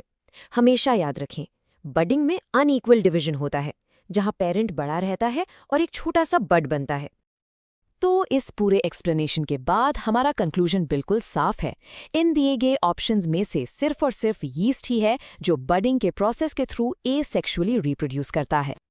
तो चलिए देखते हैं ये क्वेश्चन क्या पूछ रहा है। क्वेश्चन है, which of the following is not a part of the female reproductive system in human beings. हमें ऑप्शंस दिए गए हैं ओवरी, यूट्रस, वास डेफरेंस और फेलोपियन ट्यूब। ओके, अब इस क्वेश्चन में जो सबसे इंपॉर्टेंट चीज है ऑब्जर्व करने के लिए वो है ये वर्ड नॉट। अक्सर स्टूडेंट्स जल्दी में इसे नोटिस नहीं करते और गलत आंसर दे देते हैं। तो हमें उस ऑप्शन को आइडेंटिफाई करना है जो फीमेल रिप्रोडक्टिव सिस्टम का पार्ट नहीं है। इसका सही आंसर निकालने का जो सबसे बेस्ट प्रोसेस है वो है प्रोसेस ऑफ एलिमिनेशन।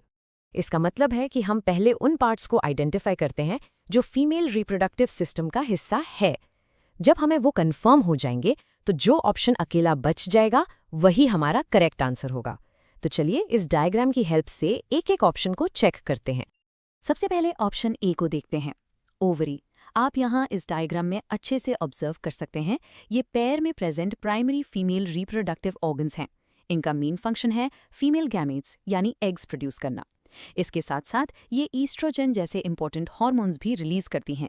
तो ये तो बिल्कुल क्लियर है कि ओवरी फीमेल रिप्रोडक्टिव सिस्टम का एक बहुत ही जरूरी पार्ट है। ओवरी से ही जुड़ा हुआ अगला स्ट्रक्चर देखिए, ओवरी के आगे ये जो ट्यूब्स हैं ये है फलोपियन ट्यूब्स। जब ओवरी से एग रिलीज होता है तो वो इन्हीं ट्यूब्स के थ्रू ट्रैवल करता है। और सबसे इंपॉर्टेंट बात, जो फर्टिलाइजेशन का प्रोसेस होता है जहां स्पर्म और एग आपस में मिलते हैं, वो इवेंट इसी फलोपियन ट्यूब के अंदर ही होता है। इस रीजन से ये भी फीमेल रिप्रोडक्टिव सिस्टम का एक क्रूशल हिस्सा है। चलिए अब आगे बढ़ते हैं। ये फेलोपियन ट्यूब्स आगे जाकर इस मस्कुलर ऑर्गन में ओपन होती हैं जिसे यूटेरस कहते हैं। जब एग फर्टिलाइज हो जाता है तो वो यहाँ यूटेरस की दीवार में आकर इम्प्लांट हो जाता है और प्रेगनेंसी के टाइम पर पूरे फीटस का डेवलपमेंट इसी ऑर्गन के अंदर होता है। तो इससे ये कंफर्म हो जाता है कि ऑप्शन बी, यूटेरस भी डेफिनेटली फीमेल रिप्रोडक्टिव सिस्टम का ही पार्ट है। राइट? तो अब तक हमने 3 ऑप्शंस को कंफर्म कर लिया है। Ovary check, fallopian tube check, uterus check. हम जानते हैं कि ये तीनों फीमेल रिप्रोडक्टिव सिस्टम का ही पार्ट है। तो अब हमारे पास सिर्फ एक ही ऑप्शन बचता है, वास डिफरेंस। जैसा कि आप देख सकते हैं, लेफ्ट साइड के तीनों पार्ट्स का फीमेल सिस्टम से एक क्लियर रिलेशन है, पर ये वास्ट डिफरेंस अभी भी एक बड़ा क्वेश्चन मार्क है। ये हमें फीमेल सिस्टम के डायग्राम में कहीं भी नहीं दिखा। तो इसका सही रिलेशन समझने के लिए हमें एक दूसरे डायग्राम को ऑब्जर्व करना होगा। इस आखिरी पजल पीस को सॉल्व करने के लिए अब हम ह्यूमन मेल रिप्रोडक्टिव सिस्टम के डायग्राम को देखते हैं। इस डायग्राम को अच्छे से ऑब्जर्व कीजिए और चलिए इसमें हमारे बचे हुए ऑप्शंस को ढूंढते हैं। और ये देखिए, यहाँ है वास डिफरेंस। जैसा कि आप इसकी लोकेशन और स्ट्रक्चर देख सकते हैं, ये एक लॉन्ग मस्कुलर ट्यूब है जिसका फंक्शन मैच्योर स्पर्म को एपिडिडमस से यूरेथ्रा तक ट्रांसपोर्ट करना है। इसकी प्रॉपर्टी और फंक्शन पूरी तरह से मेल रिप्रोडक्टिव सिस्टम से ही रिलेटेड है। फीमेल बॉडी में इसका कोई भी रोल नहीं होता। तो इस पूरे एनालिसिस से हमारा कंक्लूजन एकदम साफ है। ओवरी, यूट्रस और फलोपियन ट्यूब ये तीनों फीमेल रिप्रोडक्टिव सिस्टम के एसेंशियल पार्ट्स हैं, जबकि vas deferens male reproductive system का पार्ट है। और हमसे क्वेश्चन में यही पूछा गया था कि कौन सा पार्ट फीमेल सिस्टम का नॉट है। इसलिए इस क्वेश्चन का करेक्ट ऑप्शन जिसे आपको एग्जाम में सिलेक्ट करना है फॉर फुल मार्क्स, वो है ऑप्शन सी, वास डिफरेंस। यही वो पार्ट है जो फीमेल रिप्रोडक्टिव सिस्टम में नहीं होता। तो चलिए आज इस क्वेश्चन को देखते हैं। क्वेश्चन हमसे पूछ रहा है द एंथर कंटेन्स, और हमें 4 ऑप्शंस दिए गए हैं, सेपल्स, ओव्यूल्स, पिस्टल और पोलन ग्रेन्स। सिंपल सा सवाल है, इन चारों में से एंथर के अंदर क्या होता है, यही हमें आइडेंटिफाई करना है। अब देखिए, इस क्वेश्चन का आंसर देने से पहले एक चीज समझनी जरूरी है। एंथर जो है वो पूरे फ्लावर का बस एक छोटा सा हिस्सा है। तो एंथर के अंदर क्या है, इसको समझने के लिए हमें पहले पूरे फ्लावर का स्ट्रक्चर ठीक से ऑब्जर्व करना होगा। जब तक पूरा पिक्चर क्लियर नहीं होगा, सही आंसर तक पहुंचना थोड़ा डिफिकल्ट हो सकता है। तो आइए इस डायग्राम की हेल्प से शुरू करते हैं। ये देखिए, फ्लावर का जो मेल रिप्रोडक्टिव पार्ट होता है उसे हम कहते हैं स्टेमन। और अगर हम इस डायग्राम में स्टेमन पर फोकस करें तो इसके 2 मेन पार्ट्स का स्ट्रक्चर बिल्कुल साफ दिखता है। एक है एंथर और दूसरा है फिलामेंट। हमारा क्वेश्चन, जैसा कि आप जानते हैं, इसी एंथर के बारे में है। इसके अंदर क्या है? ओके, तो इस तरह के क्वेश्चंस को सॉल्व करने का सबसे अच्छा प्रोसेस होता है एलिमिनेशन। मतलब हम एक एक करके गलत ऑप्शंस को साइड करते जाएंगे। तो सबसे पहले देखते हैं ऑप्शन ए यानी सीपल्स। अब इस डायग्राम में आइए और इनकी लोकेशन को ध्यान से ऑब्जर्व कीजिए। देख रहे हैं आप, ये फ्लावर के बिल्कुल बेस पर हैं। नीचे की तरफ ये ग्रीन पत्ती जैसे स्ट्रक्चर्स। अगर आपको एग्जाम में सेपल्स की डेफिनेशन लिखनी हो तो आप बिल्कुल यही लिखेंगे, the green leaf like structures at the base of a flower that enclose and protect the developing bud. तो इनका मेन काम क्या हुआ? बड को प्रोटेक्ट करना। सोचिए, इनकी पोजीशन फ्लावर के बाहर है, जबकि एंथर फ्लावर के अंदर का एक पार्ट है। तो इसका सिंपल सा रीजन यह निकलता है कि सेपल्स एंथर के अंदर हो ही नहीं सकते। मतलब ऑप्शन ए तो हमारा आंसर नहीं है। चलिए अब आगे बढ़ते हैं और ऑप्शन सी को देखते हैं, जो है पिस्टल। अब इस डायग्राम को देखिए, फ्लावर का जो बिल्कुल सेंटर वाला पूरा हिस्सा हाईलाइटेड है ना, इसी पूरे स्ट्रक्चर को हम पिस्टल कहते हैं। ये फ्लावर का कंप्लीट फीमेल रिप्रोडक्टिव ऑर्गन है। देखिए, इस कंपैरिजन से स्टेमन और पिस्टल का रिलेशन एकदम क्लियर हो जाएगा। स्टेमन यानी मेल पार्ट, उसके अंदर आते हैं एंथर और फिलामेंट। वही दूसरी तरफ है पिस्टल यानी फीमेल पार्ट, जिसके अंदर होते हैं स्टिग्मा, स्टाइल और ओवरी। अब आप खुद सोचिए, क्या ये पॉसिबल है कि पूरा का पूरा फीमेल ऑर्गन मेल ऑर्गन के इतने छोटे से हिस्से एंथर के अंदर समा जाए? बिल्कुल नहीं, ये तो हो ही नहीं सकता। तो इस रीजन से ऑप्शन सी भी हमारा आंसर नहीं है। ठीक है, अब हमारे पास बचा है ऑप्शन बी, ओव्यूल्स। इसको समझने के लिए हमें पिस्टल के स्ट्रक्चर के अंदर थोड़ा और डीप जाना पड़ेगा। इस डायग्राम में ऑब्जर्व कीजिए, पिस्टल का जो नीचे वाला फूला हुआ हिस्सा है उसे कहते हैं ओवरी। और ध्यान से देखिए, इस ओवरी के अंदर आपको ये जो छोटे छोटे दाने जैसे स्ट्रक्चर्स दिख रहे हैं ना, बस इन्हें ही हम ओव्यूल्स कहते हैं। तो ओव्यूल्स आखिर हैं क्या? एग्जाम के लिए इनकी डेफिनेशन है structures located inside the ovary which contain the female reproductive cell and develop into seeds after fertilization। इसका साफ मतलब है कि ओव्यूल्स जो हैं वो फीमेल गैमेट्स हैं, और अगर ये फीमेल गैमेट्स हैं तो ये फीमेल पार्ट यानी ओवरी के अंदर ही मिलेंगे, आम सी बात है। इनका मेल पार्ट एंथर के अंदर होने का तो कोई चांस ही नहीं है। यहाँ पर एक बहुत कॉमन कंफ्यूजन होता है स्टूडेंट्स को, तो इस फैक्टर को एग्जाम के लिए अच्छे से दिमाग में बिठा लीजिए। तो देखिए, हमने 3 गलत ऑप्शंस को एक एक करके साइड कर दिया है। सेपल्स नहीं हो सकते, पिस्टल भी नहीं हो सकता और ओव्यूल्स भी नहीं। तो अब सवाल ये उठता है, आखिर एंथर के अंदर होता क्या है? इसका आंसर हमें इस डायग्राम में मिलेगा। ये देखिए, ये एक एंथर का क्रॉस सेक्शन है। इसके इंटरनल स्ट्रक्चर को अच्छे से ऑब्जर्व कीजिए। आपको ये पॉलन सैक्स दिख रहे हैं, और इन्हीं पॉलन सैक्स के अंदर ये जो छोटे छोटे पार्टिकल्स भरे हुए हैं, इन्हें ही कहते हैं पॉलन ग्रेन्स। तो लीजिए, हमें हमारा आंसर मिल गया। इसका मतलब करेक्ट ऑप्शन है डी, पोलन ग्रेन्स। और हाँ, एग्जाम में आपको इसकी डेफिनेशन ऐसी लिखनी है, fine to coarse powdery substance produced by the anther containing the male gametes of a seed plant. Basically anther का मेन काम ही यही है कि वो मेल गैमीट्स यानी पोलन ग्रेन्स को प्रोड्यूस करे और स्टोर करे, जिससे आगे रिप्रोडक्शन का प्रोसेस हो सके। और देखिए, इस पूरे कॉन्सेप्ट को आसानी से याद रखने के लिए आप इस सिंपल से डायग्राम का यूज कर सकते हैं। सीक्वेंस देखिए, सबसे पहले है स्टेमन, जो कि मेल पार्ट है। स्टेमन का एक हिस्सा है एंथर, और एंथर के अंदर क्या है? Pollen grains. एग्जाम रिवीजन के टाइम ये छोटा सा रिलेशन आपके बहुत काम आएगा। तो चलिए आज एक बहुत ही इंपॉर्टेंट क्वेश्चन को सॉल्व करते हैं। क्वेश्चन है, what are the advantages of sexual reproduction over asexual reproduction? मतलब हमें इन दोनों को कंपेयर करना है और ये एक्सप्लेन करना है कि सेक्सुअल रिप्रोडक्शन बेहतर क्यों है। इसको समझने के लिए पहले दोनों प्रोसेस को अच्छे से समझना पड़ेगा, राइट? सबसे पहले आइए देखते हैं एसेक्सुअल रिप्रोडक्शन क्या होता है। देखिए, ये एक ऐसा प्रोसेस है जिसमें एक नया ऑफस्प्रिंग यानी बच्चा सिर्फ एक सिंगल पेरेंट से प्रोड्यूस होता है। यहाँ 2 पेरेंट्स की जरूरत नहीं होती। और इसका सबसे इंपॉर्टेंट रिजल्ट क्या है? जो नया इंडिविजुअल बनता है वो जेनेटिकली और फिजिकली अपने पेरेंट की बिल्कुल एकदम आइडेंटिकल कॉपी होता है। इसका एक बहुत ही कॉमन एग्जाम्पल है बाइनरी फिजन। आप इस डायग्राम में देखिए, एक अमीबा सेल है। वो क्या कर रहा है? वो बीच से डिवाइड होकर 2 नए डॉटर सेल्स बना रहा है। और ये जो दोनों नए सेल्स हैं, ये अपने पेरेंट सेल की बिल्कुल एग्जैक्ट कॉपी है। इन्हें हम परफेक्ट क्लोन्स भी कह सकते हैं। अच्छा, एक और एग्जाम्पल से समझते हैं बर्डिंग का प्रोसेस। जैसा कि आप हाइड्रा में देख सकते हैं, पेरेंट की बॉडी पर ही एक छोटा सा बर्ड ग्रो करने लगता है। फिर जब ये बर्ड पूरा डेवलप हो जाता है तो वो पेरेंट से अलग हो जाता है और एक नया इंडिपेंडेंट इंडिविजुअल बन जाता है। और यहाँ भी रिजल्ट सेम है, नया हाइड्रा अपने पेरेंट की एकदम आइडेंटिकल कॉपी है। तो इन सब एग्जाम्पल से हमारा कंक्लूजन क्या निकलता है? कंक्लूजन ये है कि एसेक्सुअल रिप्रोडक्शन से जितने भी ऑफस्प्रिंग्स प्रोड्यूस होते हैं वो सब के सब जेनेटिकली आइडेंटिकल क्लोन्स होते हैं। मतलब उनके और उनके पेरेंट के डीएनए में 0 डिफरेंस होता है।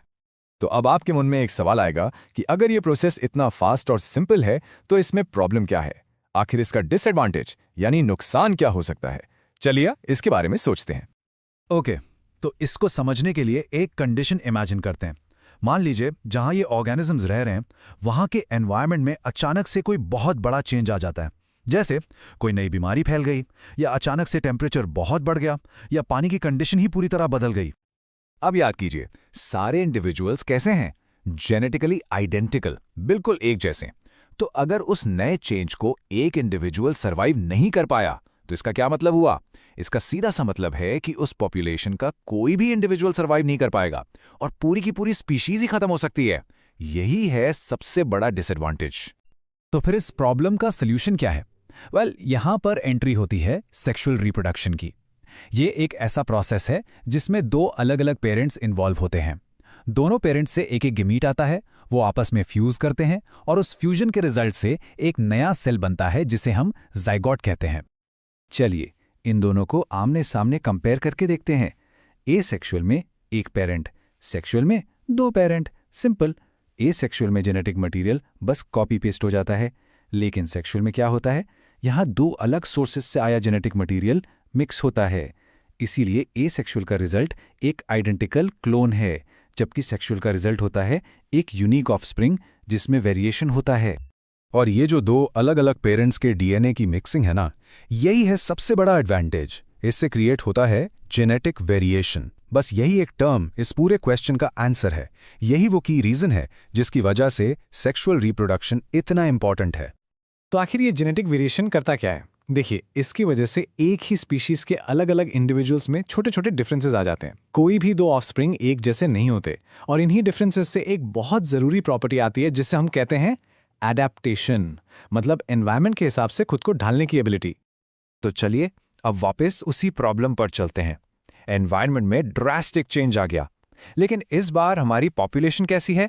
आइडेंटिकल नहीं, डाइवर्स है, क्योंकि उसमें वेरिएशन है। इसका मतलब कुछ ना कुछ इंडिविजुअल्स ऐसे जरूर होंगे जिनके पास उस चेंज को सर्वाइव करने के लिए फेवरेबल वेरिएशंस होंगी। तो रिजल्ट क्या होगा? वो सर्वाइव कर जाएंगे और आगे रिप्रोड्यूस करके स्पीशीज को बचाए रखेंगे। और सोचिए, जब यही एडेप्टेशन और सर्वाइवल ऑफ द फिटनेस का प्रोसेस लाखों सालों तक चलता रहता है, तो उससे क्या होता है? उससे होता है एवोल्यूशन। बिल्कुल नई स्पीशीज का फॉर्मेशन इसी तरह से होता है। तो आप समझ सकते हैं कि वेरिएशन ही एवोल्यूशन का बेसिस है। अच्छा, अब सबसे इंपॉर्टेंट पार्ट, एग्जाम में इसका आंसर अच्छे से कैसे लिखना है। देखिए, आपको ये 4 पॉइंट्स जरूर मेंशन करना है। पहला, इट प्रमोट्स डाइवर्सिटी, क्योंकि दो पेरेंट्स का जेनेटिक मटेरियल कंबाइन होता है। दूसरा, इट लीड्स टू वेरिएशन, क्योंकि ऑफस्प्रिंग्स पेरेंट्स से अलग होते हैं। तीसरा, इट एड्स इन सर्वाइवल, क्योंकि वेरिएशन से स्पीशीज बदलते एनवायरनमेंट में अडैप्ट कर पाती है। और चौथा, इट ड्राइव्स एवोल्यूशन, क्योंकि यही variations generation by generation accumulate होकर नई स्पीशीज बनाती हैं। ये कीवर्ड्स आपको फुल मार्क्स दिलाएंगे। चलिए आज एक बहुत ही इंपॉर्टेंट क्वेश्चन सॉल्व करते हैं। सवाल है, what are the functions performed by the testis in human beings. मतलब साफ साफ पूछा जा रहा है कि ह्यूमन बींग्स में टेस्टिस के क्या क्या फंक्शंस होते हैं। अब देखिए, यहां सबसे इंपॉर्टेंट चीज जो ऑब्जर्व करनी है वो है ये वर्ड फंक्शंस। एस लगा है, मतलब प्लूरल है, तो ये एक हिंट है कि आंसर में एक से ज्यादा फंक्शन एक्सप्लेन करना पड़ेगा। तो आइए देखते हैं वो मल्टीपल फंक्शंस हैं क्या। तो इन फंक्शंस को ठीक से समझने से पहले ना, चलो इसके स्ट्रक्चर और लोकेशन को अच्छे से ऑब्जर्व करते हैं। देखिए इस डायग्राम में टेस्टिस जो है वो प्राइमरी मेल रिप्रोडक्टिव ऑर्गन है, और इसकी लोकेशन बहुत इंटरेस्टिंग है। ये एब्डोमिनल कैविटी के बाहर एक पाउच जैसे स्ट्रक्चर में होता है, जिसे हम स्क्रोटम कहते हैं। अब इसका एक खास रीजन है, एक वजह है। ये लोकेशन बॉडी के नॉर्मल टेम्परेचर से थोड़ा सा कम टेम्परेचर मेंटेन करने में हेल्प करती है, और यही कंडीशन इसके एक बहुत इंपॉर्टेंट फंक्शन के लिए जरूरी है। तो आते हैं टेस्टिस के पहले और सबसे इंपॉर्टेंट फंक्शन पर। ये एक प्रोसेस है जिसका नाम है स्पर्मेटोजेनेसिस। देखो, नाम से ही इसका मतलब समझ आ जाएगा। स्पर्मेटो का मतलब हुआ स्पर्म्स और जेनेसिस का मतलब होता है क्रिएशन या बनाना। तो स्पर्मेटोजेनेसिस सिंपली वो प्रोसेस है जिसके थ्रू मेल गैमीट्स यानी कि स्पर्म्स का प्रोडक्शन होता है। सोचो, इसको आसान बनाने के लिए आप टेस्टिस को एक फैक्ट्री की तरह इमेजिन कर सकते हैं। एक ऐसी फैक्ट्री जिसके दो अलग अलग डिपार्टमेंट्स हैं। जो पहला डिपार्टमेंट है उसको हम बोल सकते हैं प्रोडक्शन डिपार्टमेंट। इसका काम क्या है? इसका काम है प्रोडक्ट बनाना। और यहाँ प्रोडक्ट क्या है? स्पर्म्स। तो जो स्पर्मेटोजेनेसिस का प्रोसेस है वो इसी डिपार्टमेंट में चलता है। फैक्ट्री है तो सिर्फ प्रोडक्शन थोड़ी ना होगा, मैनेजमेंट भी तो जरूरी है, राइट? तो इस फैक्ट्री का जो दूसरा डिपार्टमेंट है वो है, मान लीजिए, मैनेजमेंट एंड ऑपरेशंस डिपार्टमेंट। ये डिपार्टमेंट टेस्टिस का दूसरा बहुत इंपॉर्टेंट फंक्शन परफॉर्म करता है। ये एक एंडोक्राइन फंक्शन है। इसका काम है एक स्पेशल मेल सेक्स हार्मोन को सीक्रेट करना, जिसका नाम है टेस्टोस्टेरोन। और बस यहीं पर एग्जाम में सबसे कॉमन मिस्टेक होती है। ज्यादातर स्टूडेंट्स क्या करते हैं, वो फैक्ट्री के प्रोडक्शन डिपार्टमेंट यानी स्पर्म प्रोडक्शन के बारे में तो अच्छे से एक्सप्लेन कर देते हैं, लेकिन मैनेजमेंट डिपार्टमेंट यानी हार्मोन वाले फंक्शन को लिखना ही भूल जाते हैं। याद रखिए, फुल मार्क्स के लिए आपको फैक्ट्री के दोनों डिपार्टमेंट्स का काम यानी दोनों फंक्शंस को अच्छे से एक्सप्लेन करना पड़ेगा। अच्छा, तो ठीक है, हमने ये तो समझ लिया कि टेस्टोस्टेरोन नाम का एक हार्मोन सीक्रेट होता है, लेकिन सवाल ये है कि इस हार्मोन का बॉडी पर एक्चुअल इफेक्ट क्या होता है। मतलब इसके कॉज से क्या क्या चेंजेस आते हैं। तो यही वो हार्मोन है जो प्यूबर्टी के टाइम बॉयज में सेकेंडरी सेक्सुअल कैरेक्टर्स के डेवलपमेंट के लिए रिस्पॉन्सिबल है। फॉर एग्जाम्पल, इसी हार्मोन के इफेक्ट से आवाज भारी हो जाती है, यानी डीपर वॉइस। इसके कॉज से फेस पर और बॉडी पर हेयर ग्रोथ स्टार्ट होती है। और हाँ, मसल्स का जो डेवलपमेंट होता है उसके पीछे भी इसी का हाथ है। इसलिए एग्जाम में जब आप आंसर लिख रहे हो तो इन दोनों फंक्शंस को बिल्कुल ऐसे ही साफ साफ प्रेजेंट करना है। एक तरफ लिखिए गेमेटोजेनिक फंक्शन, जिसमें आप स्पर्म के प्रोडक्शन का प्रोसेस यानी स्पर्मेटोजेनेसिस एक्सप्लेन करेंगे, और दूसरी तरफ एंडोक्रीन फंक्शन, जिसमें आप टेस्टोस्टेरोन हार्मोन के सिक्रीशन और उसके क्या क्या इफेक्ट्स होते हैं वो एक्सप्लेन करेंगे। अगर आप ऐसे लिखेंगे तो आपको पूरे मार्क्स मिलने से कोई नहीं रोक सकता। तो चलिए इस सवाल को अच्छे से समझते हैं। आखिर मेंस्ट्रुएशन होता क्यों है? इस पूरे बायोलॉजिकल प्रोसेस के पीछे का रीजन क्या है? देखिए, इस प्रोसेस को समझने के लिए ना सबसे पहले हमें फीमेल बॉडी के एक नेचुरल मंथली साइकिल को समझना पड़ेगा। होता क्या है कि हर महीने बॉडी अपने आप को एक बहुत ही इंपॉर्टेंट इवेंट के लिए प्रिपेयर करती है, और वो है एक पॉसिबल प्रेगनेंसी। अब इस प्रिपरेशन का जो सबसे पहला और इम्पॉर्टेंट स्टेप है उसे कहते हैं ओव्यूलेशन। सिंपल वर्ड्स में ये वो प्रोसेस है जिसमें हर महीने ओवरीज में से एक मैच्योर एग रिलीज होता है। और ऐसा नहीं है कि सिर्फ एग रिलीज हो रहा है, ठीक उसी टाइम पर जो यूट्रस है ना, वो भी एक स्पेशल तैयारी में लग जाता है। आप इसको ऐसे इमेजिन कर सकते हो कि वो उस आने वाले एग के लिए एक सॉफ्ट नरिशिंग बेड जैसा स्ट्रक्चर तैयार कर रहा है। ये जो स्पेशल बेड है, इसका एक बायोलॉजिकल नाम भी है। इसे कहते हैं एंडोमीट्रियम। बेसिकली ये यूटरस की ही इनर लाइनिंग होती है, और प्रेपरेशन के टाइम ये लाइनिंग काफी थिक और स्पॉन्जी हो जाती है। इसमें ब्लड वेसल्स का सप्लाई भी काफी इंक्रीज हो जाता है। और इस सब के पीछे रीजन सिंपल है। अगर प्रेगनेंसी हो तो आने वाले एम्ब्रियो को सारा नरिशमेंट यहीं से मिले। तो अब तक हमने देखा कि सारी तैयारी प्रेगनेंसी के लिए हो रही है, लेकिन यहाँ एक क्वेश्चन उठता है, क्या हो अगर वो एग फर्टिलाइज ही ना हो? तब इस सारी प्रेपरेशन का क्या रिजल्ट होगा? इस केस में ना टाइम का बहुत बड़ा रोल है, क्योंकि एक अनफर्टिलाइज्ड एग वो ज्यादा देर तक सरवाइव नहीं कर सकता। उसकी लाइफ सिर्फ और सिर्फ 24 आवर्स यानी कि लगभग 1 दिन की होती है। तो अब सोचिए, अगर एग सरवाइव ही नहीं किया, मतलब प्रेगनेंसी नहीं हुई, तो फिर उस स्पेशल थिक यूटरन लाइनिंग का क्या काम? बॉडी को उसकी कोई जरूरत नहीं रहती, राइट? जैसे ही बॉडी को ये सिग्नल मिलता है कि अब इस लाइनिंग की कोई रिक्वायरमेंट नहीं है, तो बॉडी इसे धीरे धीरे ब्रेक डाउन करना शुरू कर देती है। फिर ये जो लाइनिंग है ये यूट्रस की वॉल से अलग हो जाती है और फाइनली बॉडी से बाहर एक्सपेल कर दी जाती है।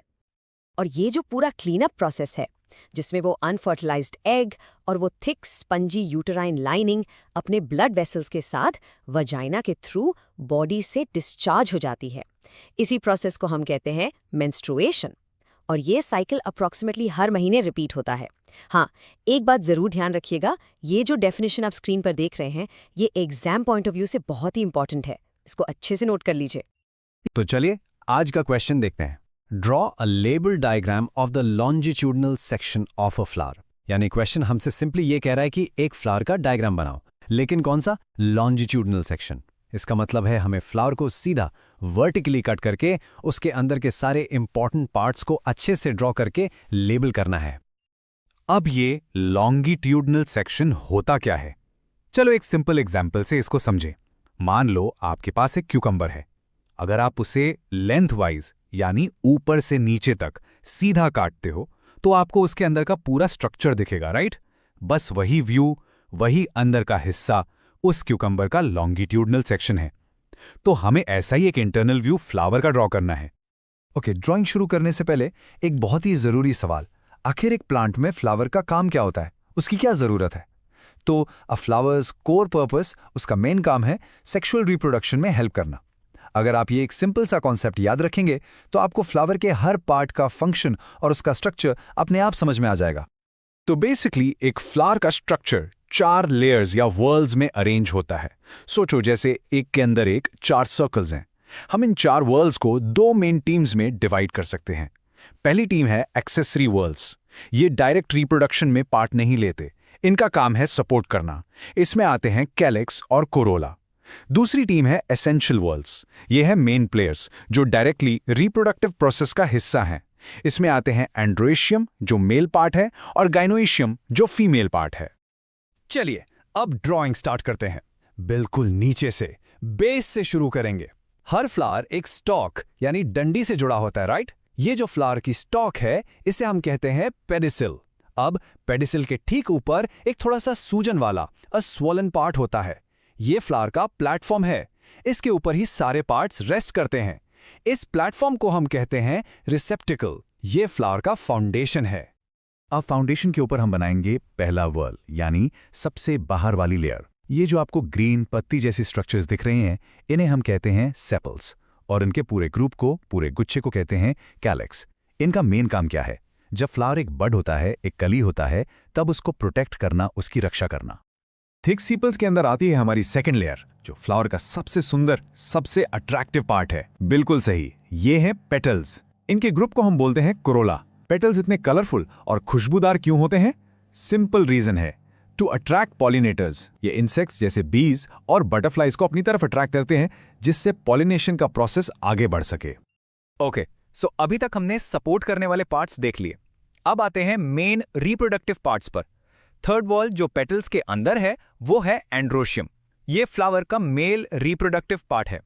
इसकी हर एक यूनिट को हम स्टेमन कहते हैं। अब ध्यान से देखो, हर स्टेमन के दो हिस्से हैं। ऊपर ये जो लोब स्ट्रक्चर है, इसे कहते हैं एंथर, जिसके अंदर पॉलन ग्रेन्स बनते हैं। और जो पतली सी डंडी एंथर को पकड़कर रखती है, उसे हम कहते हैं फिलामेंट। और आखिर में फ्लावर के बिल्कुल सेंटर में, सबसे अंदर, है हमारा फोर्थ वर्ल, गाइनीशियम। ये फ्लावर का फीमेल रिप्रोडक्टिव पार्ट है। इसकी एक यूनिट को पिस्टल भी कहते हैं। इसके 3 मेन पार्ट्स हैं। सबसे ऊपर वाला हिस्सा है स्टिग्मा। इसका सरफेस थोड़ा स्टिकी होता है ताकि पॉलन ग्रेन्स इस पर आकर चिपक सकें। स्टिग्मा एक लंबी ट्यूब से जुड़ा है जिसे कहते हैं स्टाइल, और स्टाइल नीचे जाकर एक फूले हुए स्वॉलन बेस से कनेक्ट होता है जिसे हम कहते हैं ओवरी। इसी ओवरी के अंदर फीमेल गैमीट्स यानी कि ओव्यूल्स सेफ रहते हैं। तो ये देखिए, हमारा complete well labelled diagram of the longitudinal section of a flower अब तैयार है। एक बार फिर से सारे पार्ट्स को ऑब्जर्व करो, फ्रॉम आउटसाइड टू इनसाइड।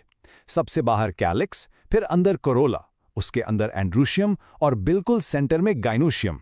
सब आराम से रिसेप्टिकल पर रेस्ट कर रहे हैं। अब एग्जाम में इस डायग्राम के लिए फुल मार्क्स कैसे लाएं? कुछ प्रो टिप्स हैं, हमेशा याद रखिएगा। हमेशा एक शार्प पेंसिल यूज करें ताकि ड्राइंग साफ सुथरी बने। जब आप लेबल करें तो लाइंस एकदम स्ट्रेट होनी चाहिए और आपस में क्रॉस ना करें। बहुत से स्टूडेंट्स पेडिसिल और रिसेप्टिकल को लेबल करना भूल जाते हैं, ये गलती आप मत करना। सारे पार्ट्स की स्पेलिंग्स करेक्ट लिखना, और आखिरी बात, डायग्राम को थोड़ा बड़ा और क्लियर बनाना। तो चलिए देखते हैं ये क्वेश्चन क्या पूछ रहा है। क्वेश्चन है, what are the different methods of contraception? Basically हमसे ये पूछा जा रहा है कि प्रेगनेंसी को अवॉइड करने के यानी रोकने के कौन कौन से अलग अलग तरीके होते हैं। आइए इन सभी मेथड्स को एक एक करके आराम से समझते हैं। सबसे पहले ये वर्ड कॉन्ट्रासेप्शन का मतलब क्या है। देखो, कॉन्ट्रासेप्शन एक ऐसी प्रोसेस है जिसमें प्रेगनेंसी को जानबूझकर प्रिवेंट किया जाता है, और इसके लिए जैसा कि आप देख सकते हैं, सेवरल डिवाइसेस, ड्रग्स और यहाँ तक कि सर्जिकल प्रोसीजर्स का यूज किया जा सकता है। एग्जाम के लिए ये डेफिनेशन काफी इंपॉर्टेंट है। तो हमारी फर्स्ट कैटेगरी है बैरियर मेथड्स। अब जैसा कि नाम से ही पता चल रहा है, इनका मेन काम है एक बैरियर क्रिएट करना, एक फिजिकल रुकावट डालना ताकि स्पर्म एग तक पहुंच ही ना पाए।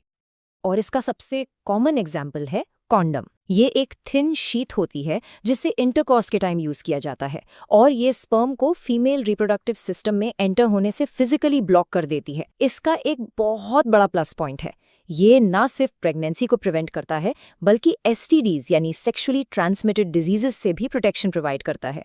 ये डबल बेनिफिट एग्जाम में लिखना जरूरी है। कॉन्डम्स के अलावा और भी बैरियर मेथड्स हैं, जैसे कि डायफ्राम या सर्विकल कैप। ये छोटे डोम शेप्ड डिवाइसेस होते हैं जिन्हें इंटरकोर्स से पहले विजाइना में इंसर्ट करके सर्विक्स को कवर किया जाता है। इन सब का मेन प्रिंसिपल बिल्कुल सेम है, स्पर्म के रास्ते में एक फिजिकल ब्लॉक क्रिएट करना। ठीक है, तो फिजिकल ब्लॉक तो एक तरीका हो गया, पर सोचो क्या कोई ऐसा मेथड हो सकता है जिसमें हम बॉडी के अंदर ही कुछ केमिकल चेंज ला दें? बिल्कुल, और यही है हमारी नेक्स्ट कैटेगरी, केमिकल मेथड्स। यहाँ हम बॉडी की इंटरनल केमिस्ट्री का यूज करते हैं। इसका सबसे जाना माना एग्जाम्पल है ओरल कॉन्ट्रासेप्टिव्स, जिन्हें हम कॉमनली पिल्स भी कहते हैं। इन पिल्स के अंदर होते हैं हार्मोन्स जैसे ईस्ट्रोजन और प्रोजेस्टिन। जब ये बॉडी में जाते हैं तो ये ओव्यूलेशन के प्रोसेस को ही रोक देते हैं, यानी ओवरी से एग ही रिलीज नहीं होता।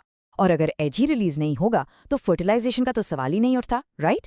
पर हाँ, एक चीज बहुत इंपॉर्टेंट है, इनका इफेक्ट तभी होता है जब इन्हें रेगुलरली लिया जाए। अब एक सवाल आता है, रोज रोज पिल लेना थोड़ा मुश्किल हो सकता है, तो क्या कोई ऐसा लॉन्ग टर्म सोल्यूशन है जिसे बॉडी के अंदर ही प्लेस किया जा सके और बार बार लेने का झंझट ना हो? हाँ, बिल्कुल है। इन्हें हम कहते हैं इंट्रा यूटेराइन कॉन्ट्रासेप्टिव डिवाइसेस या शॉर्ट में IUCDs। इसका एक बहुत पॉपुलर एग्जाम्पल है कॉपर टी। ये टी शेप डिवाइस होता है जिसे एक डॉक्टर या कोई ट्रेन्ड प्रोफेशनल ही यूट्रस के अंदर प्लेस कर सकता है, और ये काफ़ी लंबे टाइम तक काम करता है। और इसका मेन फंक्शन है फर्टिलाइज्ड एग को यूट्रस की वॉल में इम्प्लांट होने से रोकना। अब तक हमने जितने भी मेथड्स डिस्कस किए हैं वो सब टेम्पररी थे, लेकिन अगर किसी को एक परमानेंट वन टाइम सोल्यूशन चाहिए हो तब क्या? इसके लिए आती है हमारी फाइनल कैटेगरी, जो एक परमानेंट और यूजुअली इरिवर्सिबल चेंज लाती है। इन्हें कहते हैं सर्जिकल मेथड्स। इसके 2 टाइप्स हैं। मेल्स के लिए होता है वैसेक्टमी। इस प्रोसीजर में वैस डेफरेंस यानी वो ट्यूब जो स्पर्म को कैरी करती है उसे कट करके टाई कर दिया जाता है। इससे स्पर्म का पाथ परमानेंटली ब्लॉक हो जाता है। और फीमेल्स के लिए होता है ट्यूबेक्टमी। यहाँ फलोपियन ट्यूब को कट करके टाई कर देते हैं, जिससे एग का पाथ ब्लॉक हो जाता है और वो स्पर्म से कभी मिल ही नहीं पाता। यहाँ पर ना एक छोटा सा कंफ्यूजन होता है जिसमें स्टूडेंट्स अक्सर मार्क्स लूज कर देते हैं। तो ध्यान से सुनो। वासेक्टमी में वास आ रहा है जो वास डिफरेंस को ब्लॉक करता है, और ये मेल्स में होता है। और ट्यूबेक्टमी में ट्यूब आ रहा है जो फलोपियन ट्यूब्स को ब्लॉक करता है, और ये फीमेल्स में होती हैं। वास से वैसेक्टमी, ट्यूब से ट्यूबेक्टमी। सिंपल। ये ट्रिक जरूर याद रखना। तो चलिए एक क्विक समरी लेते हैं। सबसे पहले थे बैरियर मेथड्स जो फिजिकली स्पर्म को ब्लॉक करते हैं, जैसे कॉन्डम। फिर आए केमिकल मेथड्स जो हार्मोन से ओव्यूलेशन को ही रोक देते हैं, जैसे पिल्स। उसके बाद IUCDs जो इम्प्लांटेशन को प्रिवेंट करते हैं, जैसे कॉपर टी। और फाइनली सर्जिकल मेथड्स जो गैमीट्स का पाथ परमानेंटली ब्लॉक कर देते हैं, जैसे वेसेक्टमी और ट्यूबेक्टमी। ये टेबल सारे कॉन्सेप्ट्स को एक साथ रिवाइज करने के लिए परफेक्ट है। तो चलिए आज एक बहुत ही इंटरेस्टिंग सवाल देखते हैं। How are the modes for reproduction different in unicellular and multicellular organisms? मतलब सीधे शब्दों में, एक सिंगल सेल वाला ऑर्गेनिज्म, मान लीजिए कोई बैक्टीरिया, और हम जैसे कॉम्प्लेक्स लाखों करोड़ों सेल्स वाले ऑर्गेनिजम्स, इनके रिप्रोडक्शन के तरीकों में इतना डिफरेंस क्यों है? इस क्यों के पीछे का जो रीजन है ना, उसको आज हम बिल्कुल आसानी से समझेंगे। देखिए, इसका सबसे बड़ा और बेसिक रीजन उनके बॉडी डिजाइन में छुपा है। एक तरफ आपके पास है यूनिसेल्युलर ऑर्गेनिज्म जिसका बॉडी स्ट्रक्चर एकदम सिंपल है। क्यों? क्योंकि पूरा का पूरा ऑर्गेनिज्म बस एक ही सेल है। और वहीं दूसरी तरफ हमारे पास है मल्टी सेल्युलर ऑर्गेनिज्म जिसका बॉडी डिजाइन बहुत ज्यादा कॉम्प्लेक्स है। ये लाखों करोड़ों स्पेशल सेल से मिलकर बना होता है। अगर इसका एक कॉमन एग्जाम्पल देखें तो सबसे पहले दिमाग में अमीबा ही आता है। अब सोचिए, ये जो यूनिसेल्युलर ऑर्गेनिजम्स होते हैं, इनमें सारे ज़रूरी लाइफ प्रोसेसेस जैसे कि फीडिंग, रेस्पिरेशन, एक्सक्रीशन और हाँ रिप्रोडक्शन भी, ये सब के सब काम सिर्फ वही एक अकेला सेल करता है। सोचकर देखिए, एक ही सेल पर कितनी सारी ड्यूटीज़ हैं, कितना लोड है। तो फिर सवाल ये है कि ये सिंपल सा ऑर्गेनिज्म रिप्रोड्यूस करता कैसे है? अच्छा, इस प्रोसेस को स्क्रीन पर ध्यान से ऑब्जर्व कीजिए। देखिए, सबसे पहले क्या हुआ? पेरेंट सेल का जो न्यूक्लियस है वो लंबा हुआ और 2 हिस्सों में डिवाइड हो गया। इसके आगे सेल का साइटोप्लाज्म भी डिवाइड हो जाता है। और इसका फाइनल रिजल्ट क्या निकला? एक पेरेंट सेल से 2 बिल्कुल same to same identical daughter cells बन जाती हैं। हाँ, एक बात और, एग्जाम के लिए ये डायग्राम और इसके स्टेप्स बहुत इंपॉर्टेंट होते हैं, तो इस प्रोसेस को अच्छे से दिमाग में बिठा लीजिए। तो ये जो सिंपल सा मेथड हमने देखा ना, इसी को हम कहते हैं एसेक्सुअल रिप्रोडक्शन। और इसका जो स्पेसिफिक टाइप हमने अभी अमीबा में ऑब्जर्व किया, उसे फिजन कहते हैं। अब आप सोचेंगे कि ये इतना सिंपल और फास्ट कैसे है? तो इसका रीज़न भी वही है, ऑर्गेनिज्म का बॉडी स्ट्रक्चर ही बिल्कुल सिंपल है। जब कोई कॉम्प्लेक्सिटी ही नहीं है तो रिप्रोडक्शन का प्रोसेस भी एकदम सीधा साधा और सिंपल ही होगा, आसान। ओके, तो यहाँ पर एक लॉजिकल सवाल बनता है, अगर ये प्रोसेस इतना सिंपल, इतना आसान है, तो फिर हम जैसे कॉम्प्लेक्स मल्टी सेलुलर ऑर्गेनिजम्स, हम क्यों नहीं ऐसे ही बस 2 हिस्सों में डिवाइड होकर रिप्रोड्यूस कर लेते हैं? क्या रीज़न है इसके पीछे? इसका सीधा सा रीजन है हमारा कॉम्प्लेक्स बॉडी डिजाइन। देखिए, एक मल्टी सेल्युलर ऑर्गेनिज्म में बहुत सारे अलग अलग तरह के सेल्स होते हैं। ये सेल्स मिलकर टिश्यूज बनाते हैं, टिश्यू से ऑर्गन्स और ऑर्गन से ऑर्गन सिस्टम्स। और सबसे जरूरी बात, हर सेल का एक खास स्पेशल काम होता है। इसे हम कहते हैं डिवीजन ऑफ लेबर। मतलब जैसे एक टीम में हर प्लेयर का अपना रोल होता है, वैसे ही हर सेल का अपना एक फिक्स्ड काम है। एक सेल सब काम नहीं कर सकता। अब जरा इमेजिन करके देखिए, अगर एक ह्यूमन बॉडी अचानक से 2 हिस्सों में डिवाइड हो जाए तो क्या होगा? सोचने में ही अजीब लगता है ना। हमारे nerve cells, muscle cells, skin cells, ये सब एक बहुत ही स्पेसिफिक, एकदम परफेक्ट स्ट्रक्चर में अरेंज किए गए हैं। एक सिंपल सेल डिवीजन के प्रोसेस से इतना कॉम्प्लेक्स स्ट्रक्चर दोबारा बनाना, आसान भाषा में कहें तो इट्स नॉट प्रैक्टिकल, पॉसिबल ही नहीं है। तो फिर इस कॉम्प्लेक्स बॉडी की रिप्रोडक्शन वाली प्रॉब्लम का सल्यूशन क्या है? इसका सल्यूशन है एक स्पेशलाइज्ड सिस्टम। जी हाँ, मल्टीसेल्युलर ऑर्गेनिजम्स रिप्रोडक्शन के लिए कुछ बहुत ही खास रिप्रोडक्टिव सेल्स का इस्तेमाल करते हैं और इन्हीं स्पेशल सेल्स को हम गैमीट्स कहते हैं। ये ऐसे मास्टर सेल्स हैं जिनका सिर्फ और सिर्फ एक ही काम है, रिप्रोडक्शन के प्रोसेस को आगे बढ़ाना। तो चलिए, जो कुछ भी हमने अभी तक समझा उसको इस टेबल में आसानी से समराइज कर लेते हैं। और हाँ, अगर ये क्वेश्चन आपके एग्जाम में आ जाए तो इस तरह से टेबल फॉर्मेट में आंसर लिखना सबसे बेस्ट अप्रोच है। चलिए देखते हैं। पहला पॉइंट, बॉडी कम्प्लेक्सिटी। यूनिसेलुलर में एकदम सिंपल यानी सिंगल सेल, और मल्टीसेलुलर में जैसा कि हमने देखा बहुत कॉम्प्लेक्स। फिर आते हैं मेथड पर। यूनिसेलुलर में ज्यादातर एसेक्सुअल रिप्रोडक्शन होता है, वहीं मल्टीसेलुलर में ज्यादातर सेक्सुअल रिप्रोडक्शन। कौन से सेल्स पार्टिसिपेट करते हैं? यूनिसेलुलर में तो पूरा का पूरा सेल ही इन्वॉल्व है, लेकिन मल्टीसेलुलर में स्पेशलाइज्ड सेक्स सेल्स यानी गैमीट्स इन्वॉल्व होते हैं। अब बात करते हैं स्पीड की। यूनिसेलुलर का प्रोसेस बहुत ही फास्ट और एफिशिएंट है। मल्टीसेलुलर का process on the other hand थोड़ा स्लोअर और कॉम्प्लेक्स है। और सबसे आखिरी और important point, result. Asexual reproduction से जो ऑफस्प्रिंग्स बनते हैं वो जेनेटिकली आइडेंटिकल होते हैं, बिल्कुल कॉपी, जबकि सेक्सुअल रिप्रोडक्शन से ऑफस्प्रिंग्स में जेनेटिक वेरिएशन आता है जो कि उन्हें चेंज होते एनवायरनमेंट में सर्वाइव करने के लिए एक एडवांटेज देता है। चलो इस क्वेश्चन को समझते हैं कि इसमें क्या पूछा गया है। ये क्वेश्चन रिप्रोडक्शन प्रोसेस और स्पीशीज की पॉपुलेशन में स्टेबिलिटी के बीच का रिलेशन पूछ रहा है। बेसिकली रिप्रोडक्शन से यानी नए इंडिविजुअल्स क्रिएट करने से किसी स्पीशीज की पूरी पॉपुलेशन स्टेबल कैसे रहती है, यानी टाइम के साथ सर्वाइव कैसे करती है। तो सबसे पहले रिप्रोडक्शन का बेसिक कॉन्सेप्ट समझना जरूरी है। ये एक ऐसा बायोलॉजिकल प्रोसेस है जिससे लिविंग ऑर्गेनिजम्स अपने जैसे नए इंडिविजुअल्स, जिनको हम ऑफस्प्रिंग कहते हैं, क्रिएट करते हैं। सिंपल वर्ड्स में, लाइफ को कंटिन्यू करने का प्रोसेस। और पॉपुलेशन का मतलब एक सिंगल इंडिविजुअल नहीं, बल्कि एक ही स्पीशीज के सारे इंडिविजुअल्स का ग्रुप है जो एक पर्टिकुलर एरिया में रहते हैं, जैसे एक जंगल के सारे टाइगर्स या एक पॉन्ड की सारी फिश। और स्टेबिलिटी का मतलब है कि किसी भी एनवायरमेंटल चेंज के बाद भी उस पॉपुलेशन की स्पीशीज सर्वाइव कर पाए, वो खत्म ना हो जाए। सो आखिर वो क्या रीजन है कि रिप्रोडक्शन एक ऐसा प्रोसेस है जो ये स्टेबिलिटी प्रोवाइड करता है? इसका रीजन डीएनए में है। रिप्रोडक्शन के प्रोसेस में पेरेंट से ऑफस्प्रिंग में एक जेनेटिक ब्लूप्रिंट पास ऑन होता है, और ये ब्लूप्रिंट ही डीएनए है। इसी में लाइफ की सारी इन्फॉर्मेशन स्टोर होती है। हर रिप्रोडक्शन प्रोसेस का सबसे इंपॉर्टेंट पार्ट डीएनए की कॉपीइंग है। जब एक नया इंडिविजुअल बनता है तो उसके लिए इस ब्लूप्रिंट की एक कॉपी क्रिएट करनी पड़ती है। ये सेल डिवीजन का एक फंडामेंटल पार्ट है। पर क्या ये कॉपिंग प्रोसेस हमेशा 100% एक्यूरेट होता है? क्या हर बार बनने वाली कॉपी ओरिजिनल की एकदम एग्जैक्ट कॉपी होती है? इसका आंसर है नहीं। इस प्रोसेस में कभी-कभी स्मॉल एरर्स आ जाते हैं। इसी इम्परफेक्ट कॉपिंग का रिजल्ट वेरिएशंस होता है। ये डीएनए कॉपी में होने वाले स्मॉल चेंजेस हैं, जिनके कॉजेज से एक ही स्पीशीज के इंडिविजुअल्स में थोड़ी डिफरेंसेस आ जाते हैं। जैसे हम सब ह्यूमंस एक दूसरे से थोड़े अलग दिखते हैं।